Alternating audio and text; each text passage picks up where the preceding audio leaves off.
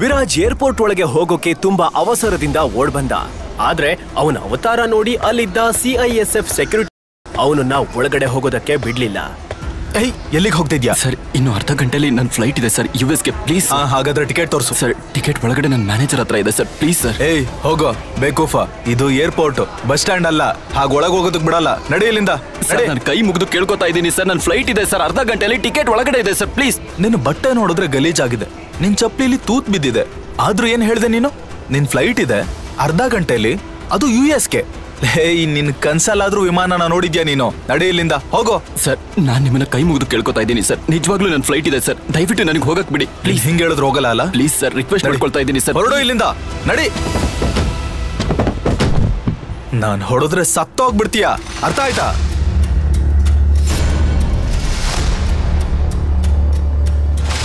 ಓ hello.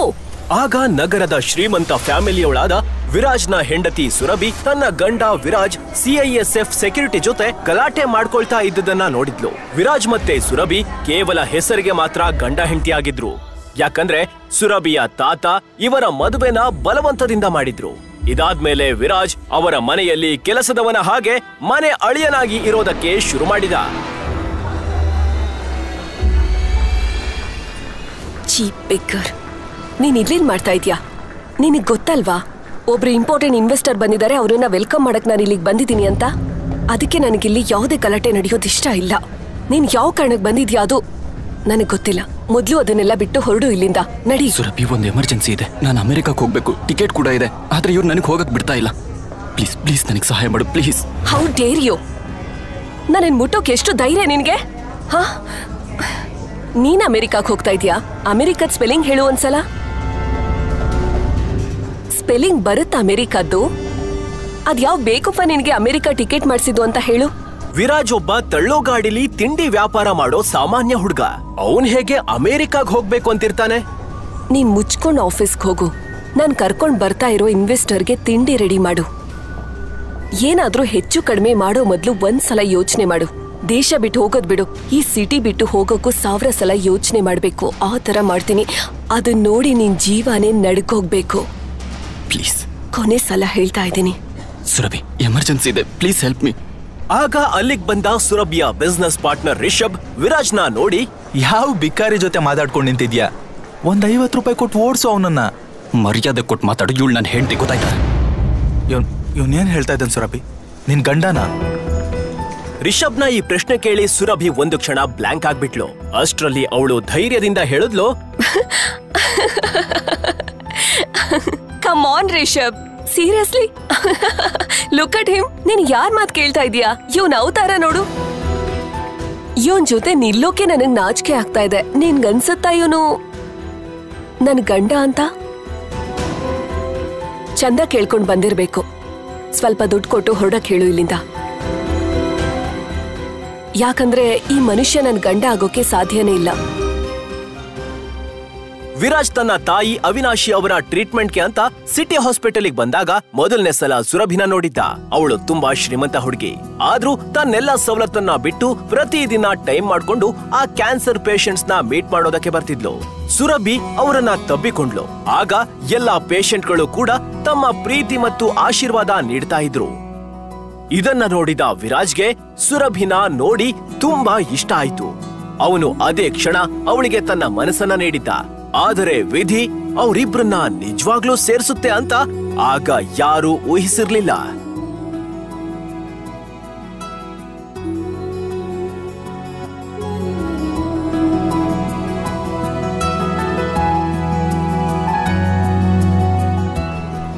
ಕೇಳದ್ಯೇನೋ ನಾಯಿ?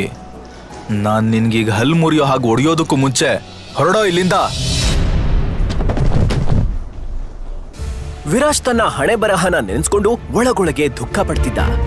ಅವನು ಇನ್ನೇನ್ ಹೊರಡಬೇಕು ಅನ್ನುವಷ್ಟರಲ್ಲಿ ಒಂದು ಕಪ್ಪು ಬಣ್ಣದ ಕಾರು ಏರ್ಪೋರ್ಟ್ನ ಹೊರಗಡೆ ಬಂದು ನಿಂತ್ಕೊಳ್ಳುತ್ತೆ.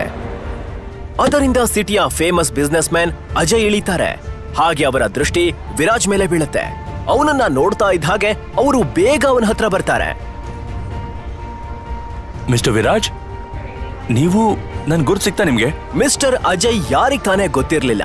ಸುರಭಿ ಅವರು ನೋಡ್ತಾನೆ ಕಂಡು ಹಿಡಿದಿದ್ಲು. ಆದ್ರೆ ಅವರು ವಿರಾಜ್ ಜೊತೆ ಮಾತಾಡ್ತಾ ಇದ್ದಿದ್ ನೋಡಿ ಸುರಭಿ ಮತ್ತೆ ರಿಷಬ್ ಶಾಕ್ ಆಗಿದ್ರು. ಮಿಸ್ಟರ್ ಅಜಯ್ ಅಂತ ದೊಡ್ಡ ಬಿಸ್ನೆಸ್ ಮ್ಯಾನ್ ಆ ಬಿಕಾರಿಗೆ ಹೇಗೆ ಗೊತ್ತು? ನಾನು ಅದನ್ನೇ ಯೋಚನೆ ಮಾಡ್ತಾ ಇದ್ದೀನಿ. ಮಿಸ್ಟರ್ ಅಜಯ್ ಅವರು ಆಲ್ಮೋಸ್ಟ್ 5,000 ಕೋಟಿ ಆಸ್ತಿಗೆ ಒಡೆಯ. ಅವರೇ ಬಿಕಾರಿ ಜೊತೆ ಯಾಕೆ ಮಾತಾಡ್ತಾ ಇದ್ದಾರೆ? ಐ ಆಮ್ ಶೋರ್ ಅವ್ರ ಡ್ರೈವರ್ ಇರಬೇಕು. ಹಲೋ, ನೀವು ಬೇಗ ಬನ್ನಿ ಇಮಿಡಿಯೇಟ್ಲಿ.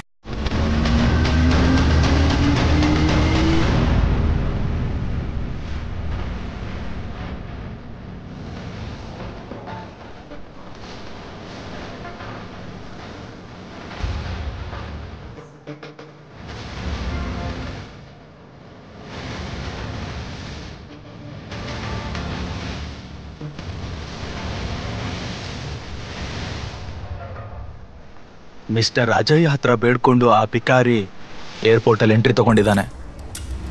ಅವನು ಏರ್ಪೋರ್ಟ್ಗೆ ಹೋಗಿ ಏನ್ ಮಾಡ್ತಾನೋ ಗೊತ್ತಿಲ್ಲ. Excuse me, mister Ajay right? Hi, ನಾನು Surabhi, Rao group CEO. Please don't mind me asking. ಆದ್ರೆ ಈಗ ತಾನೇ ನೀವು ಒಬ್ಬನ ಜೊತೆ ಮಾತಾಡ್ತಾ ಇದ್ರಲ್ಲ, ಅವನು ನಿಮ್ಗೆ ಹೇಗ್ ಗೊತ್ತು? ಅಂದ್ರೆ ಅವ್ನು ನೋಡೋಕೆ ಬಿಕಾರಿ ತರ ಕಾಣಿಸ್ತಾ ಇದ್ದ. ನಿಮ್ಗ ಬಿಕಾರಿ ಹೇಗ್ ಪರಿಚಯ? You mean mister Viraj? Are you kidding? ನೀವು ಮಿಸ್ಟರ್ ವಿರಾಜ್ನ ಬಿಕಾರಿ ಅಂತ ಇದ್ದೀರಾ? ನೀವು ಮಾರ್ಕೆಟ್ಗೆ ತುಂಬಾ ಹೊಸಬ್ರು ಅಂತ ಕಾಣುತ್ತೆ. ಇಲ್ಲ ಅಂದ್ರೆ ಇಷ್ಟು ಬೇಜವಾಬ್ದಾರಿಯಾಗಿ ಮಾತಾಡ್ತಿರ್ಲಿಲ್ಲ. ಸರಿ, ನಾನು ಹೊರಡ್ತೀನಿ. ಮಿಸ್ಟರ್ ಅಜಯ್ ಅವರ ಮಾತಿನ ಅರ್ಥ ಏನು ಅಂತ ತಿಳಿದೆ ಸುರಭಿ ಯೋಚಿಸ್ತಾ ನಿಂತ್ಬಿಡ್ತಾಳೆ. ಇನ್ನೊಂದು ಕಡೆ ವಿರಾಜ್ ಅವಸರದಿಂದ ಏರ್ಪೋರ್ಟ್ ಒಳಗೆ ಹೋಗ್ತಾ ಇರುವಾಗ ಅವನ ಮ್ಯಾನೇಜರ್ ಸಿಗ್ತಾನೆ. ಇದು ನಿಮ್ US ಹೋಗೋ ಟಿಕೆಟ್, ಇದು ನಿಮ್ ಫೋನ್. ನೀವು ಬೇಗ ಗೇಟ್ ನಂಬರ್ 3 ಹತ್ರ ಹೋಗಿ. ನಿಮ್ ಹತ್ರ ಜಾಸ್ತಿ ಟೈಮ್ ಇಲ್ಲ, please go. Thank you. Viraj ಬೇಗ ಓಡ್ಕೊಂಡ್ ಬಂದು ಗೇಟ್ ನಂಬರ್ 3 ಹತ್ರ ಬರ್ತಾನೆ. ಅವನು ಗೇಟ್ ನಂಬರ್ 3 ಹತ್ರ ಇನ್ನೇನ್ ತಲುಪಬೇಕು ಅನ್ನುವಷ್ಟರಲ್ಲಿ ಇದ್ದಕ್ಕಿದ್ದಂತೆ ಒಬ್ಬ ವ್ಯಕ್ತಿ ಅವನ್ ಮುಂದೆ ಬರ್ತಾನೆ. ವಿರಾಜ್ ಜೊತೆ ಡಿಕ್ಕಿ ಹೊಡೆದು ಅವನು ಕೆಳಗ್ ಬಿದ್ಬಿಡ್ತಾನೆ.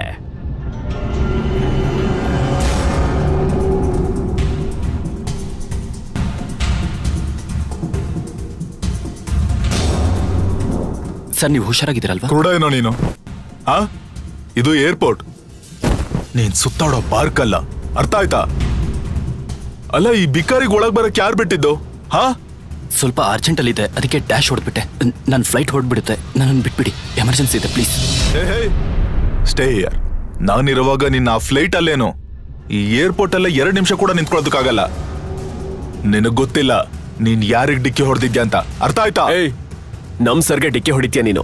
ನಿನಗಿನ್ನು ಗೊತ್ತಿಲ್ಲ ಇವ್ರು ಯಾರು ಅಂತ? ಇವ್ರು ಪ್ರೈಮ್ ಏರ್ಲೈನ್ಸ್ ನ ಓನರ್. ಸರ್, ನನ್ನ ಫ್ಲೈಟ್ ಕೂಡ ಪ್ರೈಮ್ ಏರ್ಲೈನ್ಸೇ. ಪ್ಲೀಸ್, ನಾನು ನಿಮ್ಮ ಹತ್ರ ಕ್ಷಮೆ ಕೇಳ್ತಾ ಇದ್ದೀನಿ. ದಯವಿಟ್ಟು ಇವಾಗ ನನ್ನ ಬಿಟ್ಬಿಡಿ, ಎಮರ್ಜೆನ್ಸಿ ಇದೆ ಪ್ಲೀಸ್. ಎಮರ್ಜೆನ್ಸಿನ ಕೊಡಿಲಿ ಸರ್, ನನ್ನ ಟಿಕೆಟ್. ನಾನು ನೋಡ್ತೀನಿ ನಿನ್ನಂತ ಬಿಕಾರಿ ನನ್ನ ಫ್ಲೈಟ್ ಒಳಗಡೆ ಹೇಗೆ ಹೋಗ್ತಾನೆ ಅಂತ. ನಡಿಯೋ. ನನ್ನ ಟಿಕೆಟ್. ಇವನ್ ಟಿಕೆಟ್ ಹರಿದಾಕ್ರ. ನಡಿಯೋ ಸರ್. ಬಿಡಿ. ಕೆಳಗೆ ಕೂಸಿ ಅವನನ್ನ. ಸ್ಟೇ ದೇರ್, ಅರ್ಥ ಆಯ್ತಾ? ಅವನ್ ಟಿಕೆಟ್ ಹರಿದಾಕೋ.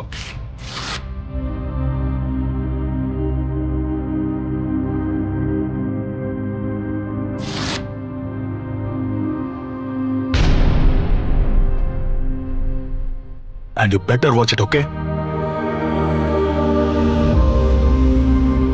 ನಡೀರಿ, ಲೆಟ್ಸ್ ಗೋ. ಯಾವಾಗ ಅವನು ವಿರಾಜ್ನ US ಟಿಕೆಟ್ನ ತುಂಡು ಮಾಡಿ ಅವನ ಮುಖದ ಮೇಲೆ ಬಿಸಾಕಿದ, ಆಗ ವಿರಾಜ್ ಕೋಪದಿಂದ ಎದ್ದೇಳ್ತಾನೆ. ಆ ಗಾರ್ಡ್ಗಳನ್ನೆಲ್ಲ ಹೊಡೆದು ಹಾಕ್ತಾನೆ.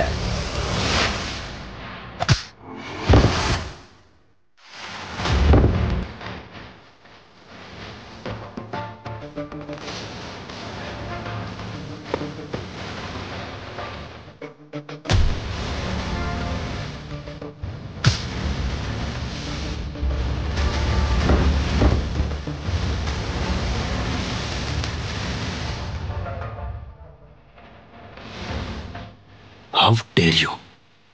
ನನ್ನ ಟಿಕೆಟ್ ಹರಿದಾಕೋಕೆ ನೀನ್ ಯಾರು? ಒಂದು ಏರ್ಲೈನ್ ನ ಓನರ್ ಆಗಿದ ತಕ್ಷಣ ನೀನು ಏನ್ ಅನ್ಕೊಂಡಿದ್ಯಾ? 10 ನಿಮಿಷದಲ್ಲಿ ನೀನನ್ನ ಸರ್ವನಾಶ ಮಾಡ್ತೀನಿ, ಗೊತ್ತಾಯ್ತಾ? 10 ನಿಮಿಷದಲ್ಲಿ ಸರ್ವನಾಶ ಮಾಡ್ತಾನಂತೆ. ತುಂಬಾ ಬುದ್ಧಿವಂತ ಅಲ್ವಾ ನೀನು? ಸರಿ, ನಾನು ಇಲ್ಲೇ ನಿಂತಿದ್ದೀನಿ, ತೋರ್ಸು ನೀನೇನ್ ಮಾಡ್ತೀಯ ಅಂತ. ಬಿಡಲ್ಲ ನೀನು, ನೋಡ್ತಾ ಇರು. ಎಷ್ಟು ಜನರನ್ನು ನೋಡಿಲ್ಲ ನಾನು.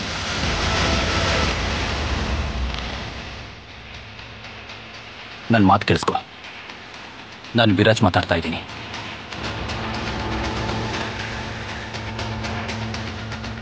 ಪ್ರಯಾಣಿಕರೇ ಗಮನಿಸಿ, ವಿಶೇಷ ಸೂಚನೆ. ಪ್ರೈಮ್ ಏರ್ಲೈನ್ ಸೇವೆಯನ್ನು ತಾತ್ಕಾಲಿಕವಾಗಿ ಸ್ಥಗಿತಗೊಳಿಸಲಾಗಿದೆ. ಈ ಕಾರಣದಿಂದ ನಿಮಗಾಗಿರುವ ಅಡಚಣೆಗಾಗಿ ಕ್ಷಮೆಯಾಚಿಸುತ್ತೇವೆ. ಪ್ರಯಾಣಿಕರಲ್ಲಿ ವಿನಂತಿ, ಅಧಿಕ ಮಾಹಿತಿಗಾಗಿ ನೀವು ನಮ್ಮ ಅಧಿಕಾರಿಗಳನ್ನ ಕೇಳಬಹುದು ಅಥವಾ ನಮ್ಮ ಹೆಲ್ಪ್ ಲೈನ್ಗೆ ಕರೆ ಮಾಡಬಹುದು. ವಿತೌಟ್ ಮೈ ಪರ್ಮಿಷನ್ ಆರ್ ಎನಿ ನೋಟಿಸ್ ಈ ಅನೌನ್ಸ್ಮೆಂಟ್ ಹೇಗಾಯ್ತು?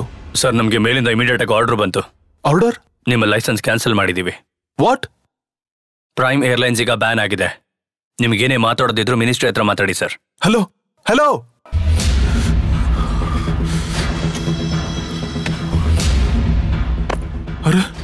ಹೇಳಿದ್ನಲ್ವ 10 ನಿಮಿಷದಲ್ಲಿ ನಿನ್ನ ಸರ್ವನಾಶ ಮಾಡ್ತೀನಿ ಅಂತ. ನೀನ್ ಏರ್ಲೈನ್ನ ಬ್ಯಾನ್ ಮಾಡಿದ್ದೀನಿ. ರಸ್ತೆ ಮೇಲೆ ಬಿದ್ದಿದೀಯಾ. ಆದ್ರೆ ನೀನೊಬ್ಬ ಮಾಮೂಲಿ ಮನುಷ್ಯ, ನೀನ್ ಇದನ್ನೆಲ್ಲ ಹೇಗ್ ಮಾಡೋಕ್ ಸಾಧ್ಯ? ಹಾ, ನಾನೊಬ್ಬ ಕೋಟ್ಯಾಧಿಪತಿ ವ್ಯಕ್ತಿ, ನನ್ನ ಹತ್ರ ಪವರ್ ಇದೆ. ನನ್ನ ಏರ್ಲೈನ್ಸ್ ಬ್ಯಾನ್ ಮಾಡೋದಕ್ಕೆ ಖುದ್ದು ಪ್ರೈಮ್ ಮಿನಿಸ್ಟರ್ ಇಂದ ಆರ್ಡರ್ ಬರ್ಬೇಕಾಗತ್ತೆ. ನೀನ್ ಬರೀ ಒಂದ್ ಕಾಲ್ ಮಾಡಿ ಹೇಗೆ? ಈಗ ಬರೀ ಏರ್ಲೈನ್ ಅಷ್ಟೇ ಬ್ಯಾನ್ ಆಗಿದೆ. ಇಂಡಿಯಾದಲ್ಲಿ ನೀನ್ ಮೋಸ ಮಾಡಿ ಸ್ವಿಸ್ ಬ್ಯಾಂಕ್ ಅಲ್ಲಿ ದುಡ್ಡು ಹೂಡಿಕೆ ಮಾಡಿದ್ಯಲ್ವಾ, ನೆನ್ಪಿದ್ಯಾ?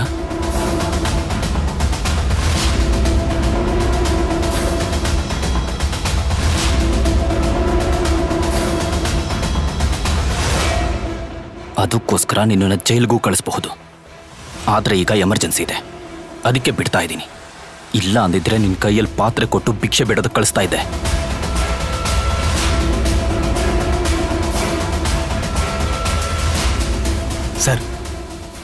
ಸರ್, ನೀವು US ತಲುಪೋದು ತುಂಬಾ ಮುಖ್ಯವಾಗಿದೆ. ಅದಕ್ಕೆ ನಾನು ನಿಮ್ಗೊಂದು ಪ್ರೈವೇಟ್ ಜೆಟ್ ಅರೇಂಜ್ ಮಾಡಿದ್ದೀನಿ. ನೀವೀಗಲೇ ಹೊರಡಬೇಕು. Private jet? Sir, private jet? ಹಾಗಾದ್ರೆ ಇವನು ಸಾಮಾನ್ಯ ಮನುಷ್ಯ ಅಲ್ಲ, ಇವನೊಬ್ಬ ಶ್ರೀಮಂತ ಮತ್ತೆ ಪವರ್ಫುಲ್ ಮನುಷ್ಯ. ಎಲ್ ಕೇಳು, ನಿನ್ ಹೆಸರೇನು?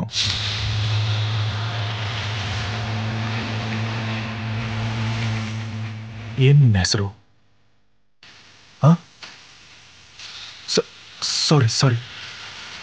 ಸಾರಿ, ನನ್ನ ಕ್ಷಮಿಸ್ಬಿಡಿ ಸರ್. ನಿಜವಾಗ್ಲಿ ನನಗೆ ಮೊದಲೇ ಗೊತ್ತಿದ್ದಿದ್ರೆ ನಾನೇ ನಿಮ್ಗೊಂದು ಪ್ರೈವೇಟ್ ಜೆಟ್ ಅರೇಂಜ್ ಮಾಡ್ತಿದ್ದೆ. Please forgive me sir.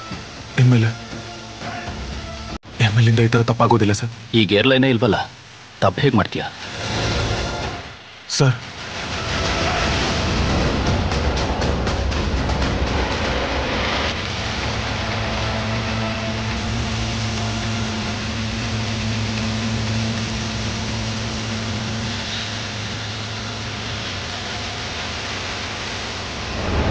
Good morning, sir. Morning. Sir, bag please. It's all right. Sir, please give me. I will keep it. Thank you.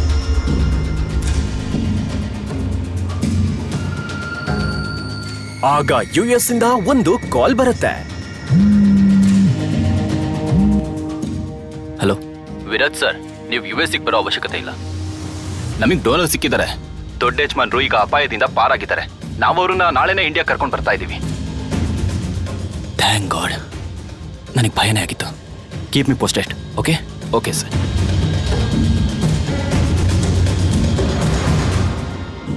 ಈಗ ವಿರಾಜ್ ಯಾವುದೇ ಟೆನ್ಷನ್ ಇಲ್ಲದೆ ಏರ್ಪೋರ್ಟ್ ಇಂದ ಹೊರಗೆ ಬಂದು ನೇರವಾಗಿ ಅವನ ಹೆಂಡತಿ ಮನೆ ಅಂದ್ರೆ ರಾವ್ ಮ್ಯಾನ್ಷನ್ ತಲುಪಿದ. ಅಲ್ಲಿ ಪ್ರತಿದಿನದಂತೆ ವಿರಾಜ್ ಜಗತ್ತಿನ ಚಿಂತೆ ಇಲ್ಲದೆ ತನ್ನದೇ ಲೋಕದಲ್ಲಿ ತೇಲಾಡ್ತಾ ಕೈಯಲ್ಲಿ ಸುರಭಿಯ ಲಂಚ್ ಬ್ಯಾಗ್, ಕಿವಿಯಲ್ಲಿ ಏರ್ಫೋನ್ ಹಾಕೊಂಡು ಆಫೀಸಿಗೆ ಬಂದ. ಗುಡ್ ಮಾರ್ನಿಂಗ್ ಮಿಸಸ್ ವರ್ಮಾ, ಹೇಗಿದ್ದೀರಾ? ಇವತ್ತಿನ ದಿನ ಎಷ್ಟು ಚೆನ್ನಾಗಿದೆ ಅಲ್ವಾ? Hello, have you? ಏನಕ್ಕೆ? ಅಲ್ಲ, ನೀವ್ಯಾಕೆ ಇಷ್ಟೊಂದು ಟೆನ್ಷನ್ ಅಲ್ಲಿದ್ದೀರಾ? ನೀನು ಪೂರ್ತಿ ದಿನ ಹೀಗೆ ಸುತ್ತಾಡ್ತಾ ಇರ್ತೀಯಾ ಇಲ್ಲ ನ್ಯೂಸ್ ಕೂಡ ನೋಡ್ತೀಯಾ? ನೀನು ಇಷ್ಟೊಂದು ದೊಡ್ಡ ಬಿಸ್ನೆಸ್ ಮ್ಯಾನ್ ಅಳಿ ಆಗಿದ್ಯಾ, ನಿಂಗೆ ಒಂಚೂರು ಬಿಸ್ನೆಸ್ ಬಗ್ಗೆ ಸುದ್ದಿ ಗೊತ್ತಿಲ್ವಾ? ನನಗೆ ಗೊತ್ತಿಲ್ಲದೆ ಇರೋಂಥದ್ದು ಏನಾಯ್ತು? ನೋಡು, ಸರ್ಕಾರಿ ಟೆಂಡರ್ಗಳಿಂದ ವಂಚಿತರಾದ ರಾವ್ ಗ್ರೂಪ್ಗೆ ದೊಡ್ಡ ಆಘಾತ. ವೆಂಟಿಲೇಟರ್ ಮೇಲೆ ನಡೀತಿರೋ ಈ ರಾವ್ ಗ್ರೂಪ್ಗೆ 2,000 ಕೋಟಿ ಟೆಂಡರ್ ಮೇಲೆ ಬಹಳಷ್ಟು ಭರವಸೆ ಇತ್ತು. ಆದ್ರೆ ಈ ಟೆಂಡರ್ ಹೋಗಿದ್ದು ಮೆಹ್ತಾ ಇಂಡಸ್ಟ್ರೀಸ್ ಹತ್ರ. ರಾವ್ ಗ್ರೂಪ್ ಮತ್ತೆ ಪಾತಾಳಕ್ಕೆ ಹೋಗ್ತಾ ಇರೋ ಅದರ ಶೇರ್ಸ್ ನ ಹೇಗೆ ಕಾಪಾಡ್ತಾರೆ ಸುರಭಿ ರಾವ್?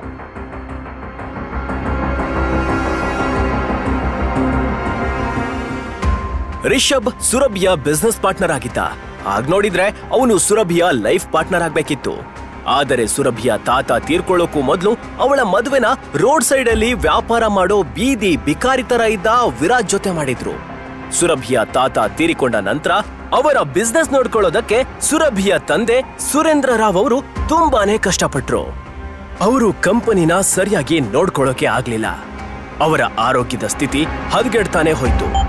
ಕಂಪನಿಯ ಲಾಸ್ ಏರ್ತಾನೆ ಇತ್ತು. ಅದಕ್ಕೆ ಸುರಭಿ ಈ ಜವಾಬ್ದಾರಿನ ತೆಗೆದುಕೊಳ್ಳಲೇಬೇಕಿತ್ತು. ರಿಷಬ್ ಏನು ತನ್ನ ಅಪ್ಪನ ಗೆಳೆಯ ನಾರಾಯಣ್ ಅವ್ರ ಹತ್ರ ಮಾತಾಡಿ ಈ ಸಮಸ್ಯೆನ ಬಗೆಹರಿಸಬಹುದಾಗಿತ್ತು. ಆದರೆ ಸುರಭಿ ಜೊತೆ ಯಾವಾಗ ಅವನ ನಿಶ್ಚಿತಾರ್ಥ ಮುರಿದು ಬಿತ್ತೋ ಆಗ ಅವನು ನಿರ್ಧಾರ ಮಾಡಿದ್ದ ಇನ್ಯಾವತ್ತೂ ಸುರಭಿಗೆ ಸಹಾಯ ಮಾಡಬಾರ್ದು ಅಂತ. ಸುರಭಿ ಮೌನದಿಂದ ಕೂತಿದ್ಲು. ಅವಳು ಏನಾದ್ರೂ ಮಾಡಿ ತನ್ನ ಕಂಪನಿನ ಉಳಿಸ್ಕೋಬೇಕು ಅನ್ಕೊಳ್ತಾ ಇದ್ಲು. ಟೆಂಡರ್ ಸಿಗ್ಲಿಲ್ಲ ಅಂದಿದ್ದಕ್ಕೆ ಎಲ್ಲ ಇನ್ವೆಸ್ಟರ್ಸ್ ಹಿಂಜರಿತಾ ಇದ್ದಾರೆ. ಇನ್ಫ್ಯಾಕ್ಟ್ ಇಲ್ಲಿ ನೋಡು, ಈ ಬ್ಯಾಲೆನ್ಸ್ ಶೀಟ್ ಇದ್ರಲ್ಲೂ ಅಷ್ಟೊಂದು ಚೆನ್ನಾಗಿಲ್ಲ. They don't have trust on us anymore. ಇದು ಹೀಗೆ ಮುಂದುವರೆದ್ರೆ ನಮ್ಮ ಕಂಪನಿ ಮುಚ್ಚಿ ಹೋಗುತ್ತೆ ಅಷ್ಟೇ. ಇಲ್ಲ ಇಲ್ಲ ಇಲ್ಲ ಇಲ್ಲ ಇಲ್ಲ ಇಲ್ಲ no, this cannot happen. I cannot let this happen. ಈ ಕಂಪನಿ ಕೇವಲ ಒಂದು ಕಂಪನಿ ಅಲ್ಲ. ತಾತ ತಮ್ಮ ಬೆವರು ರಕ್ತ ಹರಿಸಿ ರಾವ್ ಗ್ರೂಪ್ ಕಟ್ಟಿದ್ದಾರೆ. ಇದ್ರ ಬಾವುಟ ನಮ್ ದೇಶದಲ್ಲಿ ಅಷ್ಟೇ ಅಲ್ಲ, ವಿದೇಶದಲ್ಲೂ ಹಾರಾಡ್ತಾ ಇದೆ. ತುಂಬಾ ಕಷ್ಟಪಟ್ಟು ತಾತ ಇದನ್ನ ಇಷ್ಟೊಂದು ಸಕ್ಸಸ್ಫುಲ್ ಮಾಡಿದ್ದಾರೆ. ನಮ್ ಒಂದ್ ಮಿಸ್ಟೇಕ್ ಇಂದ ಅಥವಾ ನಮ್ ಕೈಲಾಗ್ಲಿಲ್ಲ ಅನ್ನೋ ಕಾರಣಕ್ಕೆ ತಾತನ್ ಪರಿಶ್ರಮ ಮಣ್ಪಾಲೋಗೋಕೆ ನನ್ ಬಿಡಲ್ಲ. We have to do something. I can't lose this company. This is not the option. ನೀವೆಲ್ಲ ಪ್ಲೀಸ್ ಏನಾದ್ರೂ ಮಾಡಿ. ನಿಮ್ಗೆಲ್ಲ ಏನಾದ್ರೂ ಒಂದು ಐಡಿಯಾ ಇದ್ದೇ ಇರುತ್ತೆ, ಏನಾದ್ರೂ ಸೊಲ್ಯೂಷನ್ ಇದ್ದೇ ಇರುತ್ತೆ. somebody just find a way. ಮಗಳೇ ಸುರಭಿ, ನಿಮ್ಮ ತಾತನ ಟೈಮಿಂದ ನಮ್ಮ ಹತ್ರ ಕೆಲವೊಂದು ನಿಯತಿನ ಅಸೋಸಿಯೇಟ್ಸ್ ಇದ್ರು. ಅವ್ರ ಜೊತೆ ನಾವು ಬಿಸ್ನೆಸ್ ಮಾಡ್ತಿದ್ವಿ. ಆದ್ರೆ ಅವ್ರು ತೀರ್ಕೊಂಡ್ಮೇಲೆ ರಿಷಬ್ ಹೇಳ್ದ ಅಂತ ನಾವು ಅವ್ರ ಜೊತೆ ಯಾವ ವ್ಯವಹಾರನೂ ಮಾಡ್ಲಿಲ್ಲ. ಒಂದ್ ವೇಳೆ ನೀನ್ ಹೇಳಿದ್ರೆ ಅವ್ರ ಜೊತೆ ಮರ್ಜ್ ಮಾಡೋಕೆ ಮಾತಾಡೋಣವಾ? Raju uncle, that's not an option. ಅಲ್ದೆ ಇವತ್ತಿನ ಸುದ್ದಿ ಕೇಳಿ ನಮ್ ಜೊತೆ ಯಾರಾದ್ರೂ ಮರ್ಜಿಗೆ ಬರ್ತಾರೆ ಅನ್ನೋದೇ ನನ್ doubt. Manoj, let's look at other option. Meanwhile what can we do? Rajamouli alias Raju uncle ಸುರಭಿಯ ತಾತನ ಹಳೆಯ ನಂಬಿಕಸ್ತ. ಆದ್ರೆ ಇವತ್ತು ಅವರು ಕೇವಲ ಹೆಸರಿಗಷ್ಟೇ ಕಂಪನಿ ಅಡ್ವೈಸರ್ ಆಗಿದ್ರು. ದಿವಾಳಿಯಾಗಲಿದೆ ರಾವ್ ಗ್ರೂಪ್ನ ಭವಿಷ್ಯ. Hello, yes ma'am. Yes ma'am, I will get the files.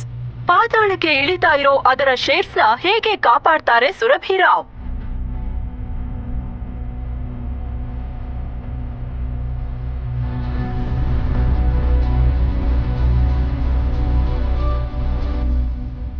Surabhi ಎಲ್ಲಿದ್ದಾಳೆ?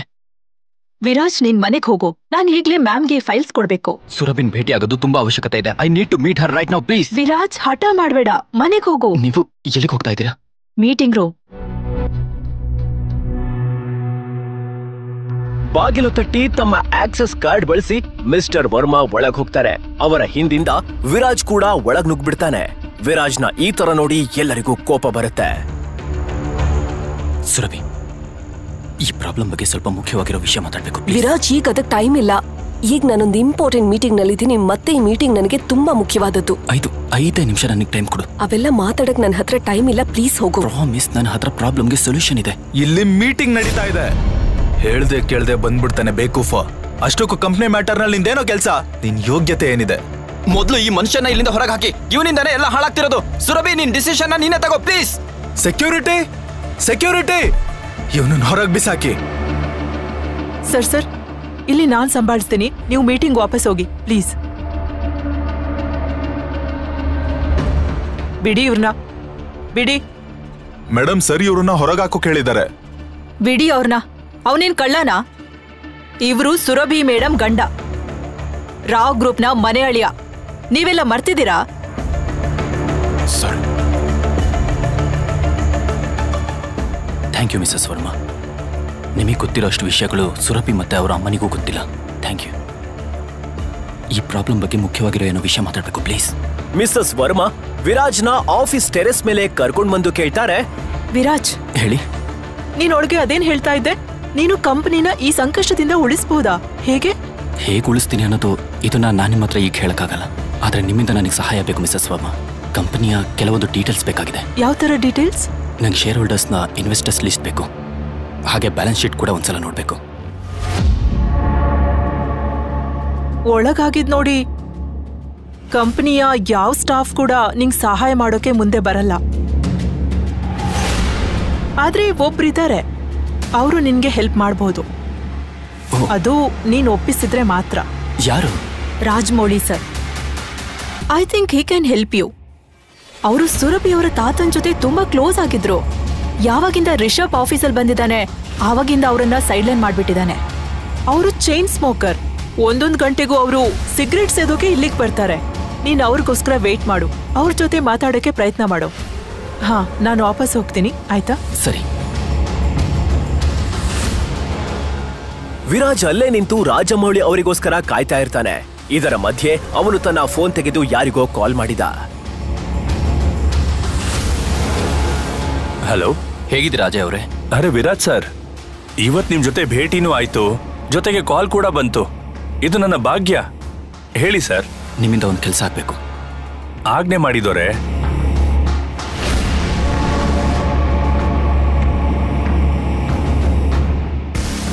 ನೀವು ಬೇಗಿದ್ರು ಡೀಟೇಲ್ಸ್ ತಗೊಂಡು ನನಗೆ ಕಾಲ್ ಮಾಡಿ. ಫೋನ್ ಇಡ್ತೀನಿ. ಬಾಯ್.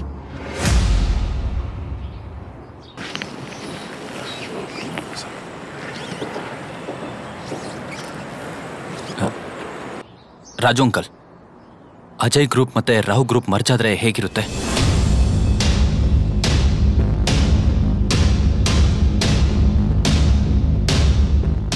ಅಜಯ್ ಗ್ರೂಪಾ? ನಿನಗೆ ಇವ್ರ ಬಗ್ಗೆ ಹೇಗೆ ಗೊತ್ತು? ಇವರಂತೂ ನಮ್ಮ ಹಳೆ ಬಿಸ್ನೆಸ್ ಅಸೋಸಿಯೇಟ್ಸ್ ಆಗಿದ್ರು. ಇವ್ರ ಬಗ್ಗೆ ನಿನಗೆ ಏನೇನು ಗೊತ್ತು? ಇದಾದ್ಮೇಲೆ ವಿರಾಜ್ ಹೇಳಿದ್ದನ್ನ ಕೇಳಿ ರಾಜಮೌಳಿ ದಂಗಾದ್ರು. ಅವರು ತಮ್ಮ ಸಿಗರೇಟ್ ವಾಪಸ್ ಇಟ್ಟು ವಿರಾಜ್ನನ್ನು ತಮ್ಮ ಜೊತೆ ಕಾನ್ಫರೆನ್ಸ್ ರೂಮ್ ಒಳಗೆ ಕರ್ಕೊಂಡು ಹೋದ್ರು.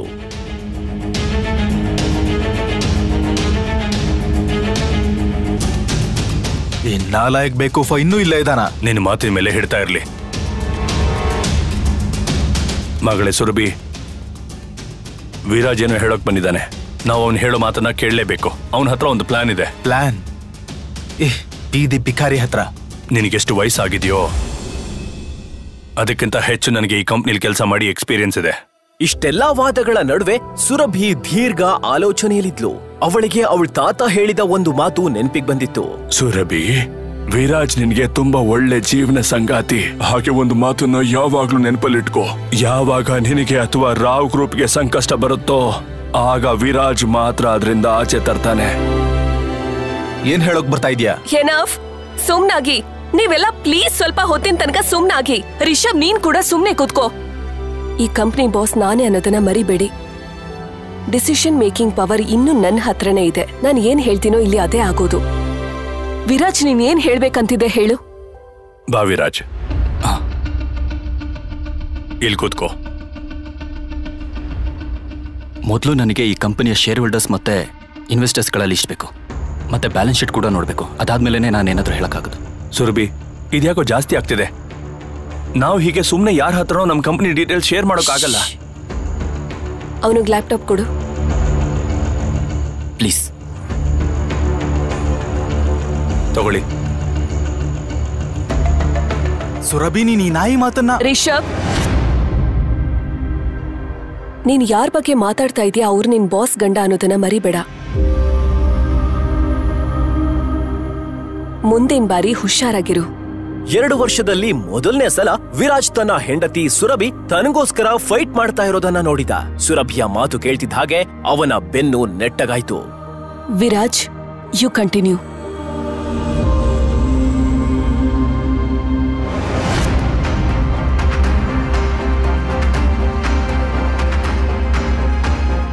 ಬ್ಯಾಲೆನ್ಸ್ ಶೀಟ್ನ ಟ್ರಾನ್ಸಾಕ್ಷನ್ ಮೇಲೆ ನನಗೆ ಅನುಮಾನ ಇದೆ. ಇನ್ವೆಸ್ಟರ್ಸ್ಗಳು ಈ ಕಂಪನಿ ಬಿಟ್ಟು ಹೋಗೋದ್ರಲ್ಲೂ ಯಾವುದೋ ಒಂದು ಪ್ಯಾಟರ್ನ್ ಇದೆ. ಏನೋ ಸಮಸ್ಯೆ ಇದೆ. ಅರೆ, ಏನ್ ಹೇಳ್ತಾ ಇದ್ದ ನೀನು? ಬಾಯಿಗೆ ಬಂದಾಗ ಮಾತಾಡ್ತಿದ್ದಾನೆ. ಏನೇನೋ ಹೇಳೋದನ್ನ ನಿಲ್ಸು. ಅದು ಬಿಟ್ಟು ಬೀಳ್ತಾ ಇರೋ ಶೇರ್ ತಡೆಯೋದು ಹೇಗೆ ಅದನ್ನ ಹೇಳು. ನಾವು ನಮ್ಮ ಕಂಪನಿಯ ಎಲ್ಲ ಶೇರ್ಗಳನ್ನ ಬೈಬ್ಯಾಕ್ ಮಾಡಬೇಕು. ಸಿಂಪಲ್. ಅರೆ ವಾ, ಎಂತ ಸೂಪರ್ ಆಗಿರೋ ಐಡಿಯಾ ಕೊಟ್ಟೆ ನೀನು. ನಿನ್ಗೇನ್ ಮನೋಜ್. ಅನ್ಸುತ್ತೆ? ಅಲ್ಲ, ಇವನ್ಗೇನ್ ಅನ್ಸುತ್ತೆ ನಾವ್ ಇದ್ರ ಬಗ್ಗೆ ಯೋಚನೆ ಮಾಡಿಲ್ಲ ಅಂತನಾ? ಸುಮ್ನೆ ಕೂತ್ಕೋ.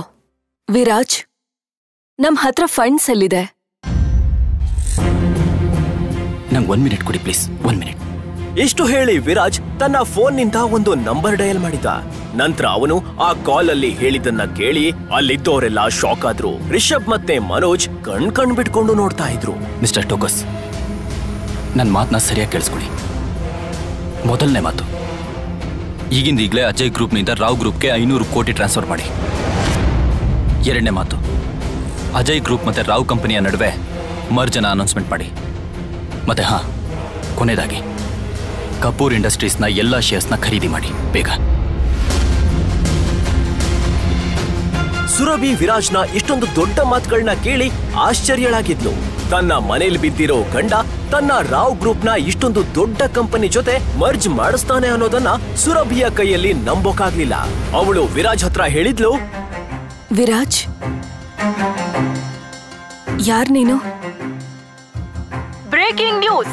ನಮ್ಮ ಕಡೆಯಿಂದ ಒಂದು ದೊಡ್ಡ ಸುದ್ದಿ ಬರ್ತಾ ಇದೆ. ಅಜಯ್ ಗ್ರೂಪ್ ರಾವ್ ಗ್ರೂಪ್ ಜೊತೆ ಮರ್ಜ್ ಅನೌನ್ಸ್ಮೆಂಟ್ ಮಾಡಿದೆ. ಈ ಸುದ್ದಿ ರಾವ್ ಗ್ರೂಪ್ನ ಪಾತಾಳದಿಂದ ಪರ್ವತದ ತನಕ ತಗೊಂಡು ಹೋಗಿದೆ. ರಾವ್ ಗ್ರೂಪ್ನ ಶೇರ್ಗಳು ವೇಗವಾಗಿ ಮೇಲಕ್ಕೆ ಹೋಗ್ತಾ ಇದೆ. ರಾವ್ ಗ್ರೂಪ್ ಜಗತ್ತಿನ ಅತ್ಯಂತ ದೊಡ್ಡ ಕಂಪನಿ ಅಜಯ್ ಗ್ರೂಪ್ ಜೊತೆ ಮರ್ಜ್ ಆಗಿದ್ದು ಲಾಭದಾಯಕವಾಗಲಿದೆ ಅಂತ ಕೇಳಿ ಬರ್ತಾ ಇದೆ.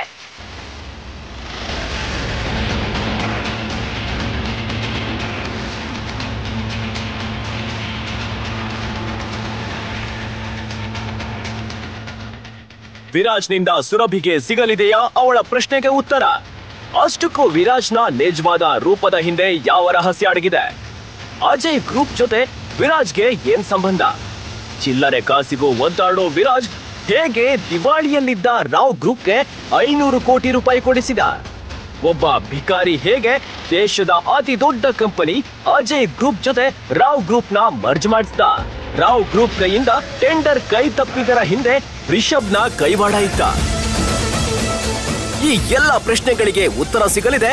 ಇಲ್ಲ, ನಾನ್ ಸತ್ರು ಆ ಮನೆ ಕಾಲಿಡಲ್ಲ. ನೀವೆಲ್ಲ ಸೇರ್ಕೊಂಡು ನಮ್ಮಮ್ಮಂಗ್ ಮಾಡಿರೋ ಅವಮಾನನ ನಾನು ಇನ್ನೂ ಮರ್ತಿಲ್ಲ. ವಿರಾಜ್ ಕೋಪದಿಂದ ಕೂಗಾಡ್ತಿದ್ರೆ ಅವನ್ ಕಣ್ಣು ಕೆಂಪಾಗಿ ಬೆಂಕಿ ತರ ಆಗಿತ್ತು.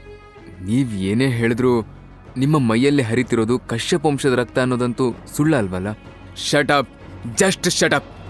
ನಾನು ವಿರಾಜ್ ಕಶ್ಯಪ್ ಅಲ್ಲ ಅಲ್ಲ ಅಲ್ಲ, ವಿರಾಜ್ ಅವಿನಾಶಿ ಅಂತಂದು ಕಿರ್ಚಿ ವಿರಾಜ್ ಕಾರ್ ಬ್ಯಾನೆಟ್ನ ಜೋರಾಗಿ ಗುದ್ದಿದ. ಆ ಫೋರ್ಸ್ಗೆ ವಿಂಡೋ ಗ್ಲಾಸ್ ಎಲ್ಲ ಪುಡಿ ಪುಡಿ ಆಗೋಯ್ತು. ಯಾರು ಈ ವಿರಾಜ್?